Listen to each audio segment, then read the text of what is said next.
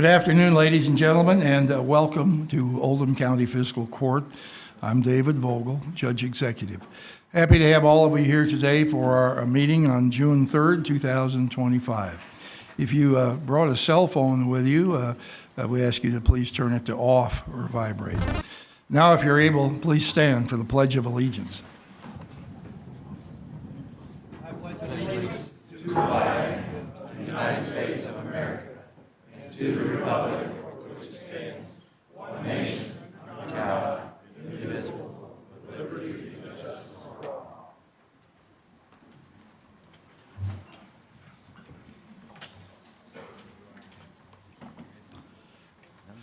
Our clerk is Holly Prane. Will you please call the roll, Holly? Magistrate Likens. Here. Magistrate Tice. Here. Magistrate Woosley. Here.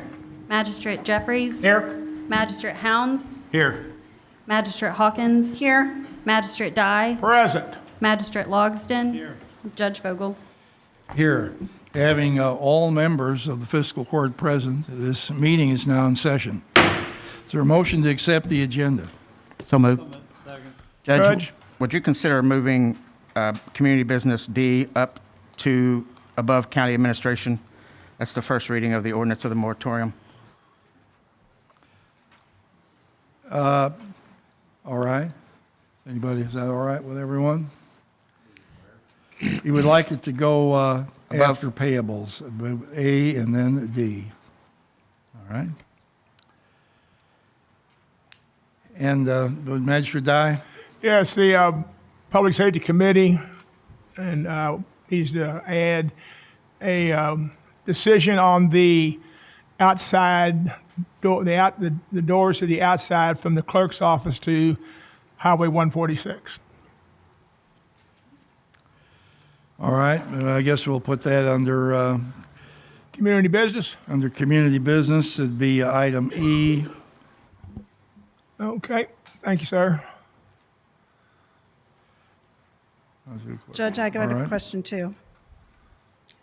Judge, Ma'am? would we want to add the naming of the building, the 108 Jefferson, on the agenda? No, we're going to redo that with the top four selections.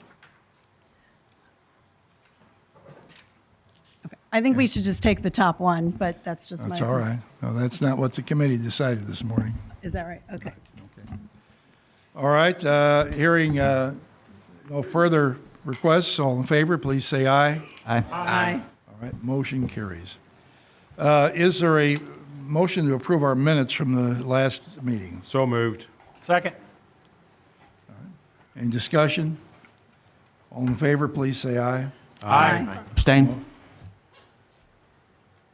8-1, one abstention. All right, motion carries. Now we're going to, with the next item on the agenda is public comment. I'm going to assume that some of you came in to talk about the proposed moratorium and data center. So I'm going to ask you to hold your comments until we'll take them before we consider that item. And that'll give everybody an opportunity to have their comments be adjacent to the discussion of the court for that particular item.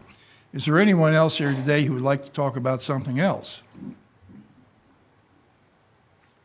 All right, seeing nothing else, we'll close the public comment at this time, reopen it later. Go on now to the Kentucky Department of Transportation Rural Secondary Roads presentation. We'll invite the representative forward, and then I know you, and I just can't think your name right this second here. Good afternoon, Judge Vogel. I'm Tom Hall with Hall, right. KYTC's District 5 office in Louisville.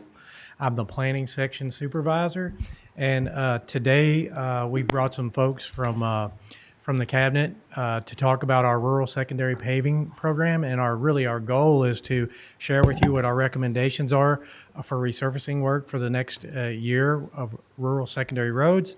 and ask for the court's concurrence. It's part of our regulatory process that we come out and do this each year.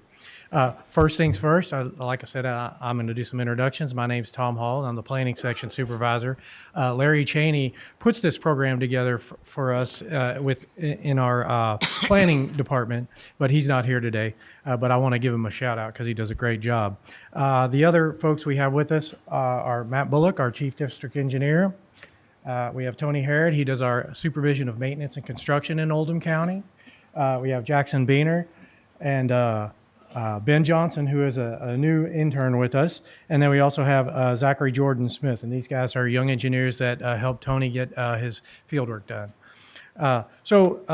What I mentioned is we're seeking concurrence on our rural secondary paving program.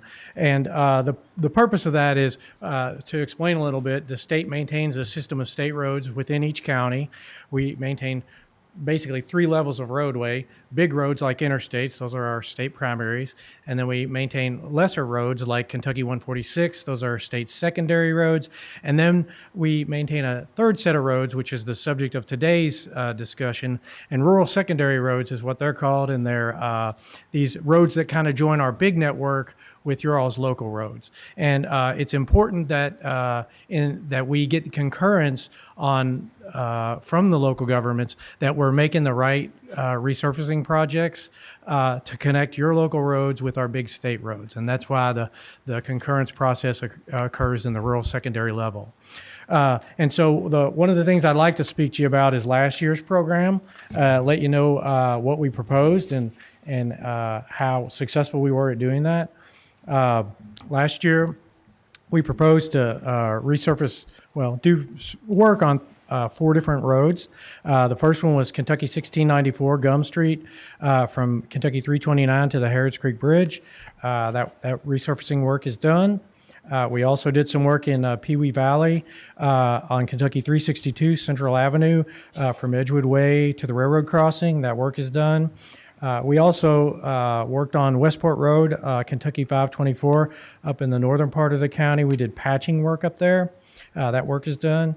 And then the last thing is we in Crestwood, we did some resurfacing work on Kentucky 329, basically between the Dairy Queen and the exit 14, I-71 exit 14. So all that work is all done. And so what we're here to do is propose this next year's work. And what I like to do is walk through our long sheet, if you guys have this or have seen it in your packet, and I'll just kind of walk through that. Ultimately, we ended up with a balance last year of $85,927 left over from last year that we didn't spend. So that kind of carries over into this year. And they give us an allotment of $911,840. And so combining those two, that's the amount of money that the cabinet has to maintain these rural secondary roads in Oldham County. How much was that?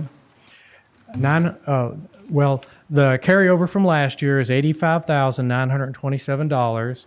And then we get an allotment from our leadership in Frankfort of $911,840 for this year.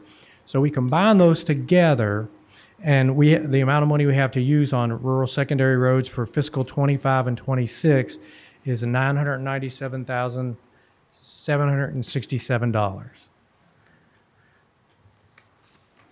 $997,000? 997,767. Okay. Yep. Okay, so before we can pick roads to resurface, there's some money that has to come off the top, which I'd like to tell you about. The first thing is some of those funds have to be used for our forces to do routine maintenance like pothole patching. And that's a significant amount of money because we maintain 74.341 miles of rural secondary roads in Oldham County. So the cost of that is $446,800. So that cuts our budget down to $550,967. The second item we take off is sometimes what's called flex funds. Sometimes local governments, county governments are allowed to use some of this money to resurface some of county roads. Oldham County this year has chosen to not use that money on local roads and rather let us just use it on our state road budget. So we're not reducing any dollars there. So our budget still remains $550,967. There's one more carve out of that money, and that there's an expense that goes to the judge executive for us helping us put on this program and doing coordination work with us and allowing us to come to the court and present. And that sum of money is $3,875. So you take that off, and our budget for resurfacing roads is $547,092. And so that brings me to the actual roads that we would like to propose to resurface in Oldham County this year. And these are rural secondary roads. We have some larger roads like state primaries and state secondary roads that are not a part of this process. But so this is really just rural secondary roadway paving. But the first road we would offer to propose is Kentucky 393. It's in the southern part of the county, Peyton Lane. We would offer to resurface that from Kentucky 1818 to Kentucky 22. And that would be at a cost of, it's about 2.5 miles of paving at a cost of, estimated cost of $294,271. So that reduces our budget down to $252,821.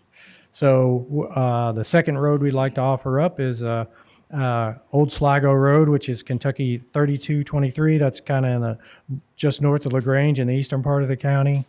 And we would offer to resurface that from Kentucky 53 to Ballard School Road.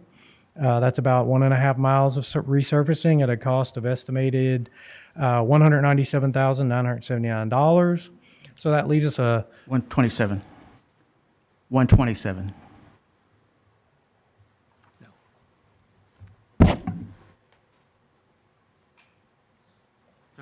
okay. I got excited. Okay, that's all right. So that leaves us a balance of $54,842 that we still got room to do additional work. And so a third road that we would like to do some resurfacing work on is Kentucky 524 in the northern part of the county. That's Westport Road. We would propose to resurface from US 42 to the first mile of that road down the hill. And we have that as a cost of about estimated $108,351. So subtracting that from our available balance, that puts us in the hole about $53,000. But we think with estimating and all that would be fine. And if anything happens, that negative balance carries over to next year. If we end up estimating it and letting it and it's cheaper, then we would just have excess balance. And that kind of happens every year where we kind of balance things out. But we think that's a good program. 3 roads for resurfacing, Kentucky 393, which is Peyton Lane, Kentucky 3223, which is Old Sligo Road, and then Kentucky 524, which is Westport Road. And so we would anticipate if we can get the court's concurrence that we would let these projects to construction this fall, and hopefully they would be done by July 1st of next year. And so really unless there's questions, we're looking for concurrence from the court in either the form of like a resolution or approved court minutes, and so that we can move forward. Tom, how much was that Westport, what length there? 108. Yeah, $108,351. Okay, but I mean, how much was how much roadway? How many miles? Oh, one mile. 1 mile, okay, so, all right. Judge. Magistrate Hounds. Go. Are you okay? Ladies first. Okay. Okay, so since we worked on 524 last year, and we have dump trucks that go off the road going from Crestwood to LaGrange down 22 right before you get to 393, I would like to move that we maybe swap the 524 and take that 1 mile and go through Centerfield right down 22, crossing 393. You're suggesting resurfacing 22? Not only resurfacing, but shoring up the curb, as you would call it. But right there's a house whose mailbox gets taken out probably 3 times every, say, 4 to 5 months. And there's dump trucks that have flipped there, and you can see the road is crumbling. So I'd like that to be built up as well. And maybe Matt Bullock would know the area I'm talking about. Yeah, and I would just mention that Kentucky 22 is one of our higher level routes, so it doesn't fit in the category of rural secondary roads. So we can't really use rural secondary paving dollars to pave that road. But beyond that, there are obviously things we might be able to do. Did you guys have a... Okay. Okay. well- So then if you can't use this for that, at least it's on your radar a little bit, maybe Yeah, more certainly. focused now. Okay. Okay, So it's 22 and 393. Ma- Thank you. Magistrate Hounds. I appreciate the resurfacing piece, but kind of what Magistrate Hawkins mentioned, all the roads that you've mentioned, they all have shouldering issues. And while asphalting is great, fixes the potholes, keeps my front end aligned and everything, what about the shouldering issues that need to be addressed? Because on all 3 of those, especially 524 and Peyton Lane is 393, resurfacing is great, but at the shoulders, we've got to fix the shoulders. So how does the rural secondary project parlay into fixing some of these shoulder issues? Because it's not just those 3 roads. We can make a longer list, Well, the rural secondary program budget is small. right? And ideally, what we would be doing is going and milling off the surface and putting on a new surface, but that costs a lot of extra dollars. And so generally with the rural secondary paving program, we just kind of build up.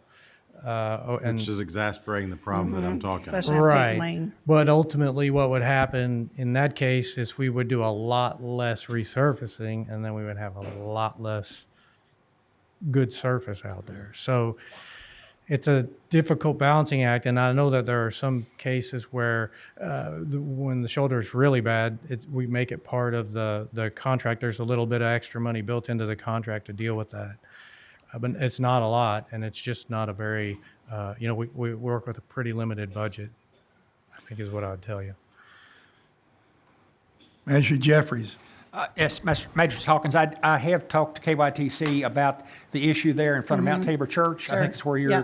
talking about where it's broke off and there's been several wrecks there or whatever. Yeah. They have that on their short-term schedule to get that repaired. They were waiting for the weather to kind of fair up but I've talked to Donnie and he said that they have that on the list in the next week or 2 to get that repaired. So, it's not going to fix the whole issue, but hopefully that'll at least get that built back up so that Yeah. if a vehicle tire drops off there, they're going to go into that house. Yeah, and flip. And so then to further on what you're saying, not only does it need to be looked at and repatched and the line drawn, but shouldered as well, because it's been fixed, but it hasn't really been fixed because it just crumbles. It gets fixed and then it crumbles, fixed and then crumble. Right. So It's not fixed. yeah, so that's not fixed essentially. Magistrate Woosley.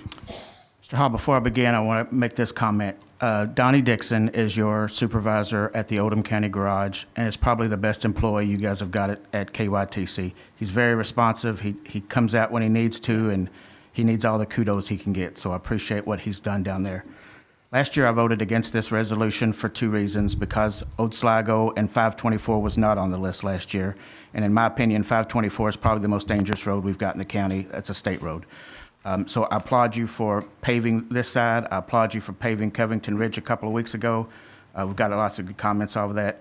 And I would be happy to support this evening because you've got both of those roads on there. I would encourage you, though, to look at the rest of Old Sligo on past Ballard School. That road's in bad shape, too, from Ballard School out to 42. Thank you. Judge, I had one other thing. Pardon? I had just one other thing. Another question? Yes. Yes, and this is, I know this is on 146, but by the high school, there's quite a rough area there now, and it's, didn't know whether you, I know this doesn't probably fall under this rural secondary program, but, yeah, like I say, on 146 down by the high school, there's an area that y'all need to look at because it's getting pretty dangerous. And Jim Silliman could probably fill you in on more of the details, but that's an area that definitely needs to be looked at. That's Oldham County High School. Uh-huh, yes. Mhm. At the light, yes, correct. That's all I have, Okay, all Judge. right, thank you. Tom, let me ask you a couple of questions here. How many miles of road of rural secondary did you say there were in Oldham County? 74.341 miles. 74.31. And it looks like today we're going to be asked to approve for 5 miles. Is that correct? Correct. All right. Is there any possibility any of these state highway roads, be it our main state highways or even rural secondaries, can be widened under the existing budget circumstances? No, those are much bigger projects that require acquisition of property and all that stuff, and that's way outside of the bounds of just rural secondary maintenance paving. There are a number of people in the county who would like bike lanes on some of our roads. We don't really have any, and I think you're telling me it's a bigger problem than can be solved in the short run. Right. My recollection is that Oldham County does have a bike plan. It's Well, a little bit older, but some of that's been constructed, and with our From LaGrange to Crestwood, Yeah. along Old LaGrange Road. yeah. That's it's kind of it's a road and walking path at the same time, and it just keep your wits about you while you're doing either out there. It appears to me that we've got 5 miles of road here, and it looks like it's costing roughly, I'm going to just round it off, say $200,000 a mile to pave a mile of road. Is that a fair price? It's probably reasonable. Tony, would you? A little less, all right. If Oldham County Fiscal Court happened to have an additional $2 million in its road budget, would you be willing to enter into an agreement with us to bid and pave those roads and let us pay for them? By agreement. All right. And that would be something we'd talk, you'd probably get in Right, contact with right, our chief's right. office. So if we had the money as a county, we could move to solve these problems prior to KYTC getting to them, if and when you do. In principle, yes. All right. Okay, thank you. Judge, we got some county roads that need some paving too. We're paving 15 to 20 miles a year, I believe, of road. Got some We're county paving a lot of rock county roads. roads, and every year we evaluate every county road, but, and I agree that we identify the worst by our road paving evaluation system, and we get to them. But I'm just raising the question on how we could get to other poor roads if we had the availability of funds. All right. Is there a motion to allow KYTC to go forward with this plan? So moved. No. Second? Is there any further discussion? All right, all in favor, please say aye. Aye. All right, thank you, Tom, Matt, Tony, and the other guys who are here today. We appreciate what you do for us, and we're for the people who are in the room today. We interact with these people a lot, and they're very responsive, and they do everything they can to help us make this a safer community. All right, thank you. All right, thank you. Next item on the agenda is actually a traffic study, and I'm going to ask Tom Springer from KYTC, who is KYTC is an engineering firm that is KYT QK4. You know, we got a lot of there's probably Probably acronyms. 50 different letter combinations running around in my head, so I never know which one might come out. So this is QK4. Sorry, Tom. All right, welcome. Thank you. So I do have a presentation. I don't know if it's possible to put that on the screen. I did provide a handout to all the council people. so we can just talk from that, if that works. Or should I wait? Are we going to pull something up? I do.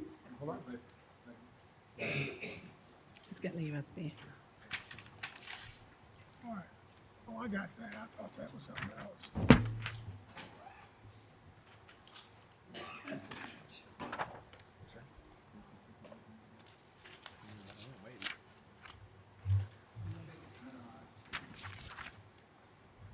Oh.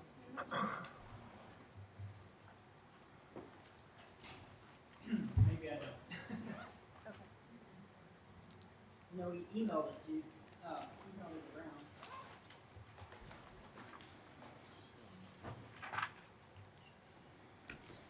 around. Tom, you need this?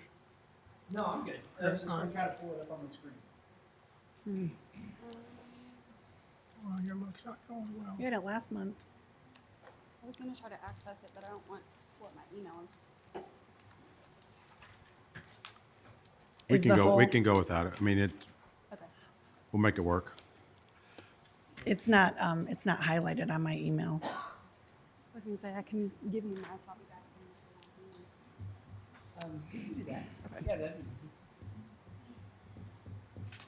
And then you can toggle this up on the screen.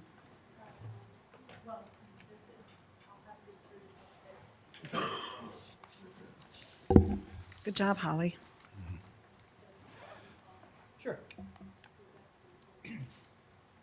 Yep, that works. It'll definitely be effective. So first, judge, counsel, or whatever, fiscal Magistrates. court magistrates, yes. Thank you all for having me here today to present this draft parts of the report. We're not seeking action or a vote today. This is informative. Following this meeting, we will submit a draft report to Jim Silliman, Ryan, and the city, and then at a later date, you would probably be asked to make a motion on it, but today's just informative.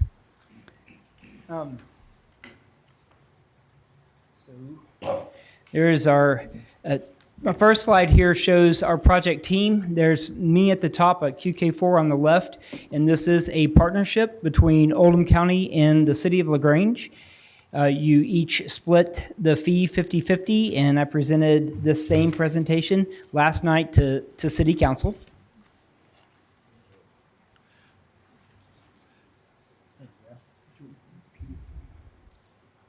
Well, we were trying to do that earlier. I'm sorry.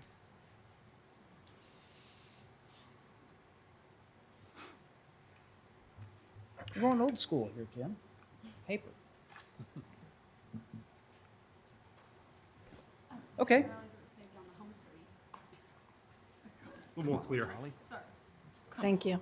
Oh, there we are. Okay, third slide. This is our study area. We are looking at Commerce Parkway from Kentucky 393 near the new Kroger, and over east to Allen Lane and the I-71, the new I-71 interchanges with Ernie Harris Parkway, and then all the way over to Kentucky 53. As far as process goes, the first thing we did was collect traffic data along the corridor using camera equipment in January 2025, which, by the way, is a little challenging with all the snow and ice we had and school cancellations, but we eventually persevered and got that. The second thing we did is we went parcel by parcel with zoning. That is on Oldham County GIS page, which you can see is all zoned for intense growth, hence the name Commerce Parkway. And parcel by parcel, we worked with the county planning and zoning and engineering and the city experts to identify likely types of development, and then using the traffic engineer, ITE traffic generation manual, we forecasted traffic that would come from these developments. And without going into all of those in too much detail, it was a very generous approach where we assumed peak hour traffic in sort of a worst case peak hour scenario. There's been a lot of other traffic work done on this corridor, including the I-71 interchange, various traffic impact studies from developments. And when you take all of that together, along with the projected population and traffic growth in Oldham County in general, we are forecasting an average of 3% annual growth in traffic on this road, which in traffic engineering standards is pretty high. Jeremy Luckett here, my right, is on the org chart up there. He's our traffic engineer. Usually they're more in the 1.5 to 2 range. So we anticipate a lot of jobs coming in Oldham County growing. You know, there's not a time horizon on that. It's more of when it all happens. And I will add on there that we are fully aware of the latest announcement, and it's along Commerce Parkway. A lot of people here are interested in that. So we're aware of that. Haven't factored all that in yet because it seems like there's a lot more questions than answers, but I didn't want to touch on that. We took those numbers and we picked a horizon year. We picked the year 2045 and assume everything is built by then, the population grows by then. This map shows where traffic starts to break down. And you know, there's a lot to digest on that, not really intended to digest it, but one of the hot spots would be Ernie Harris Parkway at I-71. Right now, all of that is controlled by stop signs. In a few years, we would anticipate when that starts to break down or not operate well, replaced with traffic signals, and that'll buy quite a bit of time. And I do have a map showing a proposed major change at the Commerce Allen Lane intersection. So big picture set of recommendations for this corridor. The first one is shown in green at the bottom, says Commerce Parkway converted to a three lanes with a 2-way left turn lane, like a center turn lane. Another important recommendation is access spacing, that we put driveway access in the right location. But going from left to right, long term, we looked at some possible reconstruction there at 393 and Kroger. I guess all the KYTC left, that's one of their roads. I talked about some signals at Ernie Harris, and then I have some detailed maps to talk about as we approach a much more congested area in LaGrange in 53. So I wanted to spend a little bit of time on this map. One of our top recommendations is to make sure we have correct access spacing. And our recommendation is 600 feet between access points. That follows the KYTC highway manual for urban roads, 2-lane roads like this. So at the top is an example, an aerial photograph of Commerce Parkway between Button Lane and Spencer Court. And the red arrows show access points. And there's 1, 2, 3, 4, 5, 6, 7, 8 in that stretch. Those are already there. And if development continues to be approved at that, like that, where everybody gets an access point, the roadway will be congested. It'll be unsafe and very congested in the future. If we could go back in time with that 600-foot spacing, it would look like those green arrows. 2 access points, and then you have to share access. So the second image is Commerce Parkway extension from 393 west over toward Buckner. That's the Ford dealership there that was recently built about 3 years ago or so. And when that was built, the access points are built in with the curb, and they're spaced about 700, 750, something like that. So there's a lot to go on there, you know, with property lines and drainage and stuff like that. But in the ideal world, that's what you want to go for. You've preserved capacity in the western part, and we've lost a bit of capacity there in that central part. Because once somebody has access, it's hard to get it back. Right. So I camped out on that slide a little bit long because it is important. And the next slides are going to show where we're proposing in general, depends on how developments come in, some access spacing. On this map, you have 393 at the left, the new Kroger there. And where all those green arrows are, you can see the 720-foot spacing. We just evenly space them out. The little white boxes are drainage areas. So we're trying to be aware of those and guardrail and things like that. And the red access points are already there. So it's trying to build around those. And you can see in the top left, the two-way left turn lane, that image is what we're proposing across that corridor. Now, let's fast forward. This could raise a lot of questions and comments, so I don't know how much time I want to spend on this, but there's currently a traffic signal at Kroger. Someday something will develop to the north of that, and they could obviously have access to that traffic signal. Look long term, and with all that traffic growth, we would recommend considering converting that to a roundabout and a right in, right out where the new McDonald's is, and across the street, and then looking even further down the road, a series of roundabouts there at 393. Now, that would be a costly endeavor, require the state to be involved, and that'd be a highway type plan in the highway budget, but looking at long-term needs, that could certainly be get you a lot of capacity in the future as Oldham County continues to grow. Okay, jumping into the middle section, which is where Button Lane, Allen Lane are. Those red arrows are, again, those same access points. We're proposing a series of strategically placed access points, and then those yellow dotted lines are, we can dream about new access roads parallel to Commerce Parkway, because when you give drivers options, then you save capacity on the road. For example, there's a yellow dashed line north of Commerce Parkway, where all those red arrows are, that people could leave the back of their property and exit, get over to Spencer or Allen. That would be great. It's, we can dream, right? That's what planning studies are. Let's aim big, and how we would love to see it. So on the left here is the Allen Lane Road that is getting ready to be let for construction by KYTC. On the left image to the left is Ernie Harris Parkway, and to the right is where they're extending Allen Lane north up to 146 and under the railroad. When that gets built, that will remain a four-way stop. But in the future, it'd be easy to add a traffic signal to that intersection to add capacity.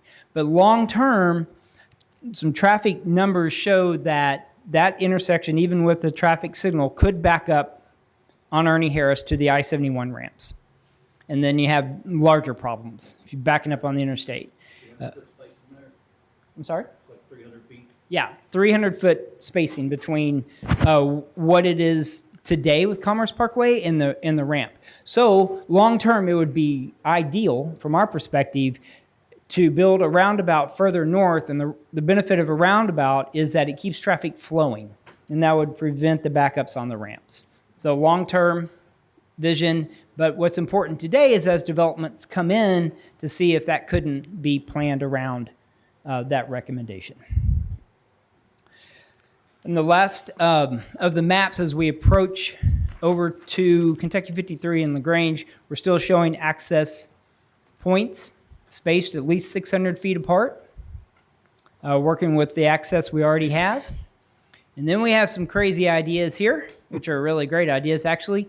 One would be to extend Commerce Parkway, take it on new land a little bit, over to West Crystal Drive and make that the through movement. We're going to also rebuild Parker Drive as a two-way left turn lane. It gets tight. It'd have to be curb and gutter. But we can make that work. That would add a lot of capacity. Okay, I don't have... Another option is to not extend it over to Crystal Drive, but to make Commerce Parkway free-flowing north up Parker Drive. And right now, everybody stops on Parker, stops on Commerce, and then turns left and right, where the real movement is to go through over toward PNC Bank. So some things to consider. This is just a bigger map of those roadway connections I mentioned. North-south, frontage road, backage road type concepts where vehicles could get to and save capacity on Commerce. And then this is the last slide I have, because roundabouts are always a hot topic and some people love them, some hate them. The engineering field as a whole is very fast moving toward always recommending roundabouts, or at least should be on the table as a legitimate option. And maybe it doesn't fit, maybe it doesn't work. But the main reason is because in the top left, you can see roundabouts, you have 8 vehicle conflict points for vehicles and pedestrians. And then the next exhibit over, the intersection, you have 32 conflict points, 32 different ways a vehicle can crash into another vehicle. And of course, those can be T-bones and deadly and cost, have injuries and such. Whereas on the roundabout, if you're going to wreck, you're usually just going to sideswipe and everybody's going to walk away. Bottom left shows FHWA data says 80% reduction in severe crashes with roundabouts. And then also pedestrians are safer too because people are going slower through the roundabouts.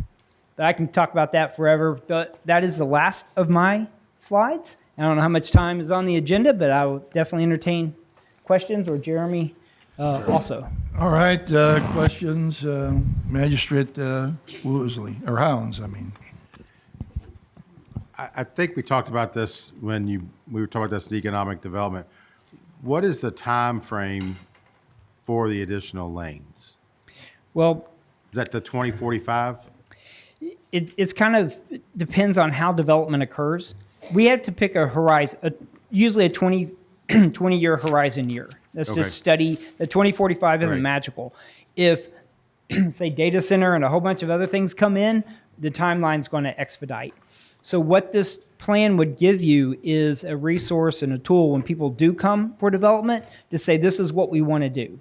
And to ask either for right-of-way to be set aside, maybe money to help build it, but at least don't build in the way of making it not realistic. So the timing is more driven by What happens? what happens with development.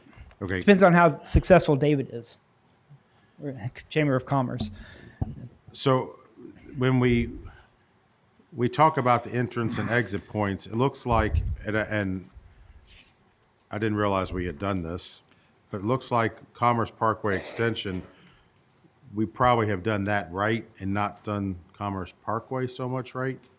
That's what I'm saying, yes. Well, I don't want to throw stones, no, but if you could back I'm just up trying 20 to years. understand. Yeah. I'm just trying to understand. Okay, but then we talk about, what do you call those, and you said it, maybe I was just reading ahead, the dotted yellow or orange lines, what do you call that road? What is that called? That's just new. No, but is there a term for it? What, I'm sorry?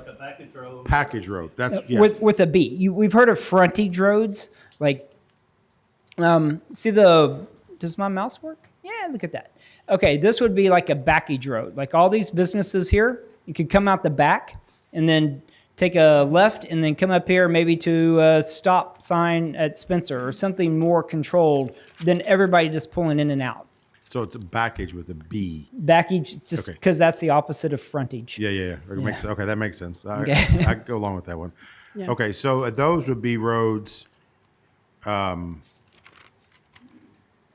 okay. And again, this is draft. If some of these are lightning rod type issues, like connecting this neighborhood down, because these roads right here stub out, and maybe they were designed to come to Commerce, now's a good time to identify that as a long-term need. Say, if something were to be proposed in this site, you could say, extend that road through your site, because eventually we're going to take it on down.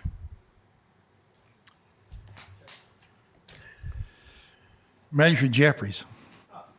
Yes, I had a couple of questions on, I think we've talked about this before, but the current walking path that is along Commerce, I would assume that would have to be relocated in this plan that you all are presenting today?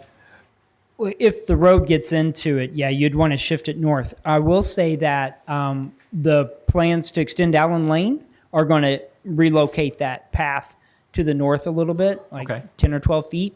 So the plans are to relocate the path, but not take it away? Oh, definitely. The path is a great asset to Oldham County. You would never want to take that away. Right, I agree. So, okay, well, that's good. So, and then, but we're still, we don't know yet whether it'll be 3 lanes with the turning lane, I mean, or what, as far as the width of Commerce.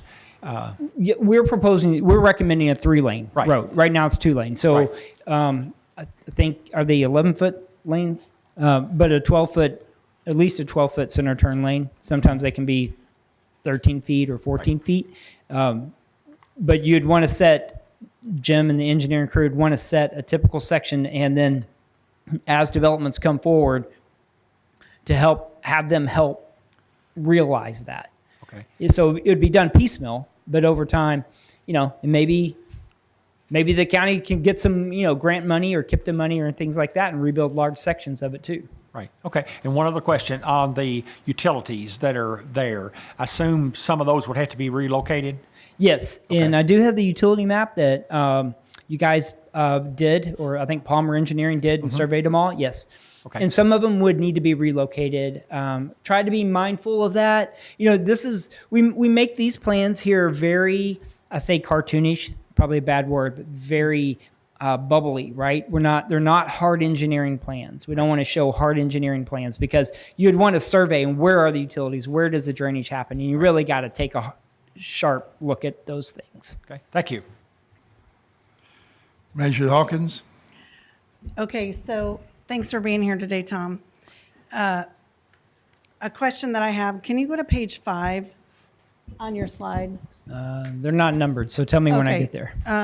The arrows one. That one? Right there, yeah. So if you look at that, see on the top where you have your green arrows where you would suggest, and right next to it is where it currently is, could we allow access points through one of the driveways to become an access for all? Yeah. That would take some effort by the county, actually you're in the city proper now. You're in the city of LaGrange, but it would take a coordinated effort. Those businesses own those properties and have their permit to have access to your road. To back up and do that is doable. I've seen other communities do it, but it is difficult because people aren't going to want to give up what they have. And you also do have a slope. There's a good bank there along the north side. So there's some topography issues about doing that. I think building a road in the back that connects those is also just about as feasible. Okay, and I wanted to say thank you to you because when you presented this to Economic Development last month, we had requested some access or backage roads, access to backage roads. Yes. Am I saying that right? And you did that, and so I appreciate that because when we were in that committee meeting, we panned out, we looked at Shelbyville Road and how it's 5 lanes, but with a shared center turning lane, and it is a mess. Right. You get people, if you've driven down Shelbyville Road. So I know this is only going to be 3, but I don't want that to happen here. So I appreciate you kind of working that out with the backage access that you've added. Okay, and can you go forward one more page from where you were last time? The roundabout with the Kroger, the 2 roundabouts on the page. Right there. So that's the backside of Kroger's right there on the right-hand roundabout. Are you saying that you think that a roundabout would be good to enter Kroger on the backside? Because are you thinking future back there? Or? Yes. Okay. In the future, that that roundabout would operate better than that signal today. Because they're too close together? Yeah. And more safely. Also, we anticipate something happening to the north. Right, it's zoned for that. Yeah, go ahead. And you can make the other ones right in, right out, but you can turn right out of the front Kroger one and go around the roundabout to the. Yeah, like that. Yeah. Okay, so in this proposal, there would be a road kind of splitting that property, those 2 properties there. So, okay, this yellow thing is just a divider. This is visually. Like this could be built by itself. This, if you were to build this big, huge project here, it's about a $5 million project. It has to have this with it. Okay. So here's sort of a 3-step phase. One is you allow access to the north at the existing signal. It's a very easy, minimal thing. Second would be to if there's a safety problem, a congestion problem, this would work better than the signal. And then converting these to right in, right out, then this property to the north has 2 access points. Then long term, when none of y'all are on fiscal court anymore and I'm retired or whatever, someone, this whole concept here would provide some great safety and capacity benefits. Okay. And somebody had the question of why go out to 2045 is because we had asked you to do a 20-year study. So, but you kind of do that anyway, right? Yeah, that's just standard practice. I mean, we could take it out 10 more years. It really wouldn't change, because the important thing is when developments come, that you have a plan in place to help guide them with some teeth, like it's been adopted, and say, hey, we've had this plan for this corridor. We know it's going to be congested in the future. So help us out. That's really the utility of this. And so the year is just a fictional future year. Okay, thank you. Okay? Measure Woosley. Mr. Springer, can you go to Grange and Parker Drive? Yeah. Oh, I'm hitting the wrong button. Okay. 2045, none of us are going to be here, hopefully. What can we do now to fix this area? Because this is probably the worst area of the whole road, is the intersection at PNC Bank and then Grange Drive at Parker, where Enterprise is. So what you're proposing is a new road that's going to take out a building. It'll probably take out the post office. And then what can we do now to fix Parker, that there's not so many cutoffs, like into the parking lot where the church is? There's like 3 entrances there. Could we cut that down to 1 entrance and make that part of commerce? Actually, yes. So to your point, this is a long-term big budget item. 2.5 $2.2 to 2 point whatever million dollars. We try to save the post office. There is a one building here. I think it's Commonwealth Attorney or somebody is using it. It only have one location. This all ties into the existing road. Okay, that is a big project. And this is sort of a big project too. A more minimalist approach, which we actually have some recommendations in the document in the plan. I didn't put them in here, but would be to close this one entrance here. It is way too close to the intersection.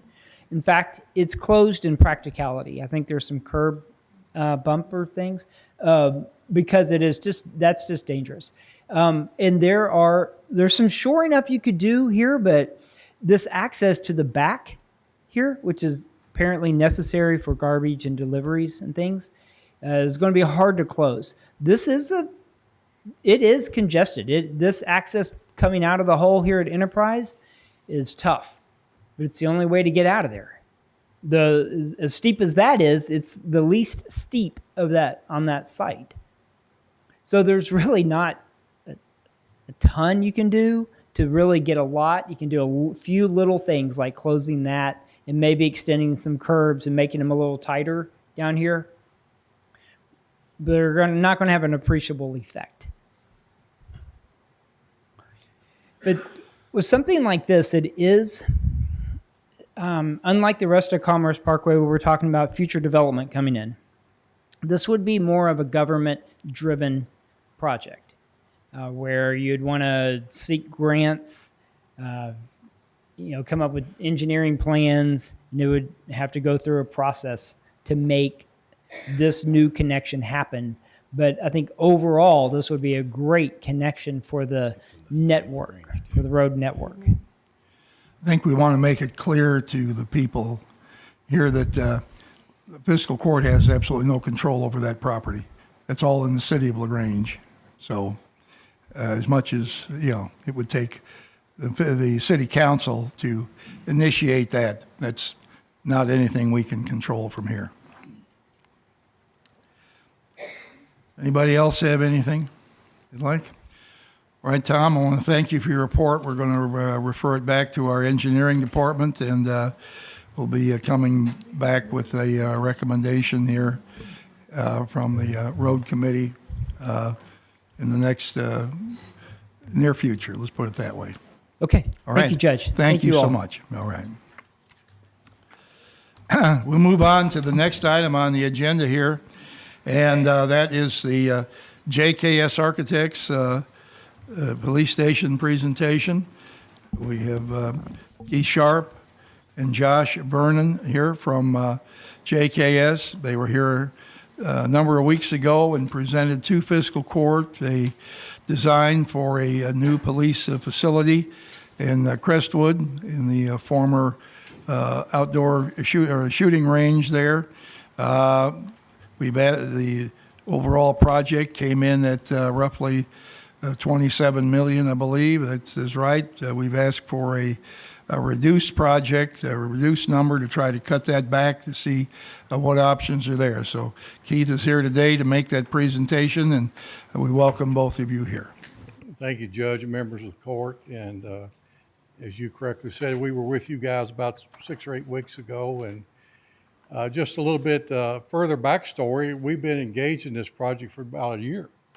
And we've been through 4 iterations of programming and design. And in each of these 4 stages, all of that's been affected, the program and the probable cost. And they've all been stair-stepping down. So what we're going to share with you today is I've just simply tagged it iteration number 4, and it's a reduced design. It has a reduced cost associated with that. Keith, can you turn your microphone just up a little Oh, I'm bit? sorry. You may be hard to hear in other parts of the room. I'm not sure. Okay, have you got me good now? I've got you. No, I'm just not All right. sure I'm if the back sorry. row can hear you or not. Okay. Okay. Well, you correct me if it doesn't come through, okay? And I'm just going to pause right now and ask Josh to come to the podium. He's going to show you folks this iteration number 4 and explain the things that we have done to lessen the cost from the version 3 that we shared with you a few weeks ago, okay? I may have spoke too soon there, Josh. Yeah, I know. I'm not up there. That's all right. I've learned to deal with it. Thank you, Keith, and everyone for your time, and I appreciate the chance to walk you through this tonight. Hope to not take too much time. As I walk through this, if any of you feel welcome to ask any questions, and that's definitely what we want to make sure is everything is clear as we go through. But primarily, as we've approached this, we tried to maintain the needs of the police department as a primary goal, and then look at what possible avenues are available to us to bring costs down and accomplish those goals. And so that does come with some changes, but we tried to prioritize where we can make changes and not affect the operations of the police department. And so I'll point out what each of those changes are as we walk through this. So first, in just looking at the overall site development, as a reminder, primary goal we have, I think, for efficiency of the police department is to create an access point to Veterans Memorial Parkway and over to I-71, where currently the access to the firing range comes down Cross Keys Boulevard. And so as we've gone through and made some iterations to the building, we have not made changes to that access point. We feel like that's an important component to the design and the success of the project. And so as you see this, really the major changes to the site are that the impound lot has become a little bit smaller in the circulation surrounding that area, and access to the automobile evidence storage area of the building is slightly different. We'll point that out as we get into the floor plan. And then I think that's really it primarily. We're doing a lot less renovation, very little renovation to the existing building. So you see this is more what it looks like currently with the parking lot and the building shown as it is. So to overall kind of look at it from a high point, the existing areas of the 38,500 square feet, that's the existing building as is. We are proposing to leave the building as is, and it will operate with the spaces that it currently has, We do have a small amount of money in the budget for coordination of tying into an existing building with an addition, but that has been reduced significantly.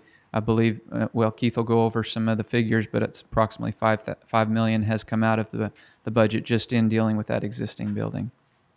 And then, if you remember from our previous presentation, the new construction, as it came into the existing area, dealt with locker rooms and evidence storage areas. The evidence storage areas will need to be housed in that existing building, but they will operate in that space outside of this project. And we pulled the locker rooms smaller to pull them into the new construction, so that we're really just not even getting into the existing building, other than providing a corridor so that access into the building is there and available. As you look at it from this point of view, you can see a very evident change of the automobile evidence, which is just there, otherwise known as a sally port, there at the top of the existing building where the firing range comes to the end. Here, I'll use the mouse to show. Right here, the sally port or automobile evidence.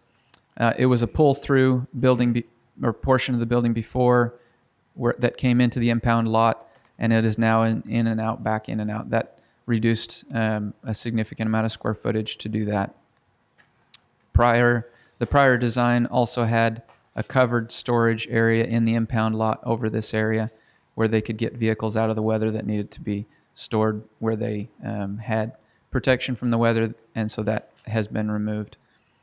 And then the other adjustments are more minor, that you'll pick up on them as you go through. We don't have the other. I can pull up the other presentation if you want to see any particular changes in detail. But the patrol room and the adjacent classroom that were divided by an acoustic partition have been reduced in size and combined into a single room, so that it will function the needs that are there, and is as big as the initial patrol room. It's actually a little bit larger than the initial patrol room, but when you combine the two, it's a smaller footprint.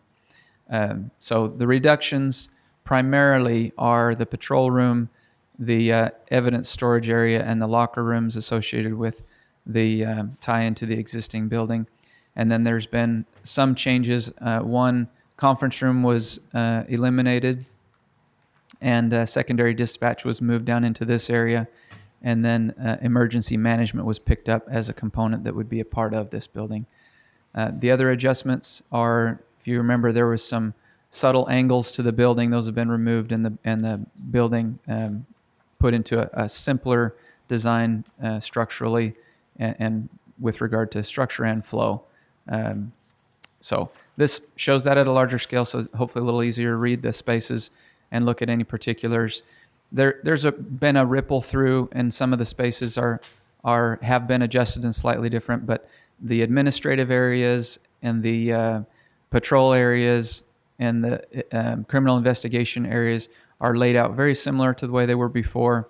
The SRO offices are no longer in the space and have been consolidated into some of the other operations. And then, but you can see that those reductions have brought us down to a total square footage of 22,883 square feet. Yeah. Can you show with your pointer, well, clear in my mind, you said some of the stuff being utilized in the existing building. Show me what the outline of that, it doesn't come out clear exactly what So obviously the existing building will still function with its 3 firing ranges. So these 2 are short ranges, and this is a rifle range. This area is currently a large open space that's been used for various multi-purpose needs, some storage. We've also done some paintball things. retail area? No, this is more of what they've done, paintball and things like that in there previously. This area is primarily where we were making some more major renovations. We had extended evidence storage into about a third of that, and then we had a gym as a part of that, and then we had tactical training as a part of that as well. So those 3 components are no longer a part of they're not in the budget for the program. And then as you come into the entryway, we had included a range manager office and a training officer office and a reception area. And then we were renovating the restrooms and a few things in that area just to clean it up a little bit. So if you've had a chance to walk through that building, you know that it does function as it is, but it's going to function the way it currently operates more so than with the changes. So what was the three things you said in where it said existing area? So that was the evidence storage, Okay. a gym space, exercise area, and a tactical training area. Okay. And the restrooms, locker room area did extend down quite a ways into this space. And so we still have those. They've just been reduced in size. Okay, so the new building now is 22,883. What was the old number? It was closer to 24,000. So we've come down. 2% reduction in there. Yeah. I don't know if you heard, Keith, that was about a 2%. Yeah. Okay, thank you. The other major change you don't necessarily see in this plan view, but we had, as a part of working with our mechanical engineering team, a geothermal mechanical systems design approach. You can see a mechanical room right here where the mouse is pointing. That room led to a mezzanine level that would house all of the equipment needed for that geothermal mechanical system. And with this change, that is one of the significant tools we've used to reduce the budget. We're coming to a proposed rooftop unit design rather than that mechanical mezzanine. And so that's shows up visually very little, but that's a significant cost savings to come to a different mechanical design. Just a quick question on that, the building that's going to be left, the original building or whatever. Your mic is not on. The building that's left, I mean, the original building, is there going to be much that has to be done? Is it usable still? I mean, do we have to upgrade the heating cooling system, parking lots? I mean, what kind of cost has that been figured in this reduction of the $5 million? So the building as it operates currently will continue. The assessment that our mechanical engineer did assume that if we don't take care of it now, we will at some point have to take care of mechanical units. And so we were proposing that as a part of the initial budget. Whether that timeline is 5 years down the road or sooner or later, it's hard for me to predict. But the reality is that the mechanical systems that currently operate that building do have a life they've been a good portion of it's been spent. We're proposing not to do anything with it, but that building is currently being used. It's operating, and that it'll continue to operate the way it is now. So there will be definitely a component that is, I would put under what would call deferred maintenance, that's going to have to fit into a future budget for that building. Otherwise, those components initially were going to be a part of this project's budget, but in order to pull that back, that was some low-hanging fruit, was to say we can let that building operate like it is right now. Okay, thank you. Question. So, all right, well, how about we save our questions to the end of the presentation and then go in? Okay. Okay. So I'll walk you through a few other thoughts that we had, just looking very similar in nature, the aesthetics of the building. We did reduce some of the square footage of glass, just because as you look at cost of materials, definitely the glass that you have isn't more expensive material, so there's been some reduction of that. The previous version was a combination of materials, but primarily limestone, and that has been removed and replaced in this concept with a brick facade. And so as we come through, you can see very similar aesthetics for the design, but the materials are slightly changed in that regard. And there's a cost savings associated with that. And then the other changes really are simply the reduction of square footage. So you can see very similar feel to the entrance of the public side of the building. And as you come around into the more private side of the patrol area, that back entrance has changed a little bit, but that was primarily due to the changes associated with the footprint and the flow through the building. And then this angle gives a good rendition or example of the existing building and how the two come together. We talked a lot about whether or not we wanted to change the addition to look more like the existing building so that they tied together visually more, but we still feel that the better, and again, it comes to our opinion, but the better approach is to design and build this in a way that is more fitting for the need and progressive. And then if at some point there's a desired change to work on the existing building and any upgrades there to tie the two together. But then again, they could continue to operate just like they are. So, and if Keith is going to talk a little bit about the budget and some of the implications of the changes that we've reviewed, and then we'll both kind of hang up here and take any questions that y'all have. I'll get this up to my face so you All can right. hear me. But before I go through this, Josh and I were talking a while ago. I have a mistake in the math here. We originally started the project with about a $29 million budget, and I carried that number into this as the original sum. But you saw an iteration last time that was like at 27 million. So just register in your mind that the math is off by that number in the original to where we are. Okay, that was just a carryover mistake. But at the end of the day, we're still representing roughly a $10 million reduction in cost between where we were at the last visit with you and now. What I've done is taken the last iteration of cost, and I've titled it original sum, even though it does have an error in it, and shown the revised sums, and then the column between the two representing the difference. In the area of site development, the only thing that we're deducting from that was the budget to do a pavement overlay of the existing parking lot that's associated with the existing building. So that's not in this budget. Then in new construction, we have an area reduction, and we have a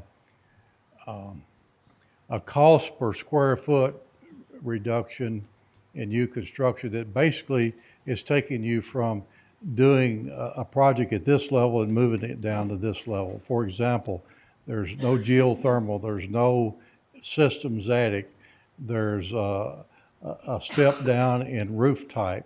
All of those add up to about $100 a square foot reduction in a general assessment of cost per square foot going forward with this area.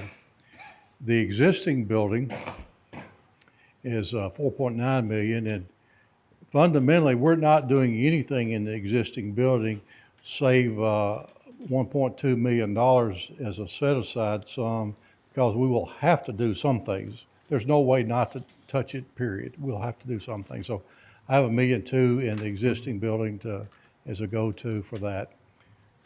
I don't know how to work the next page down. Okay.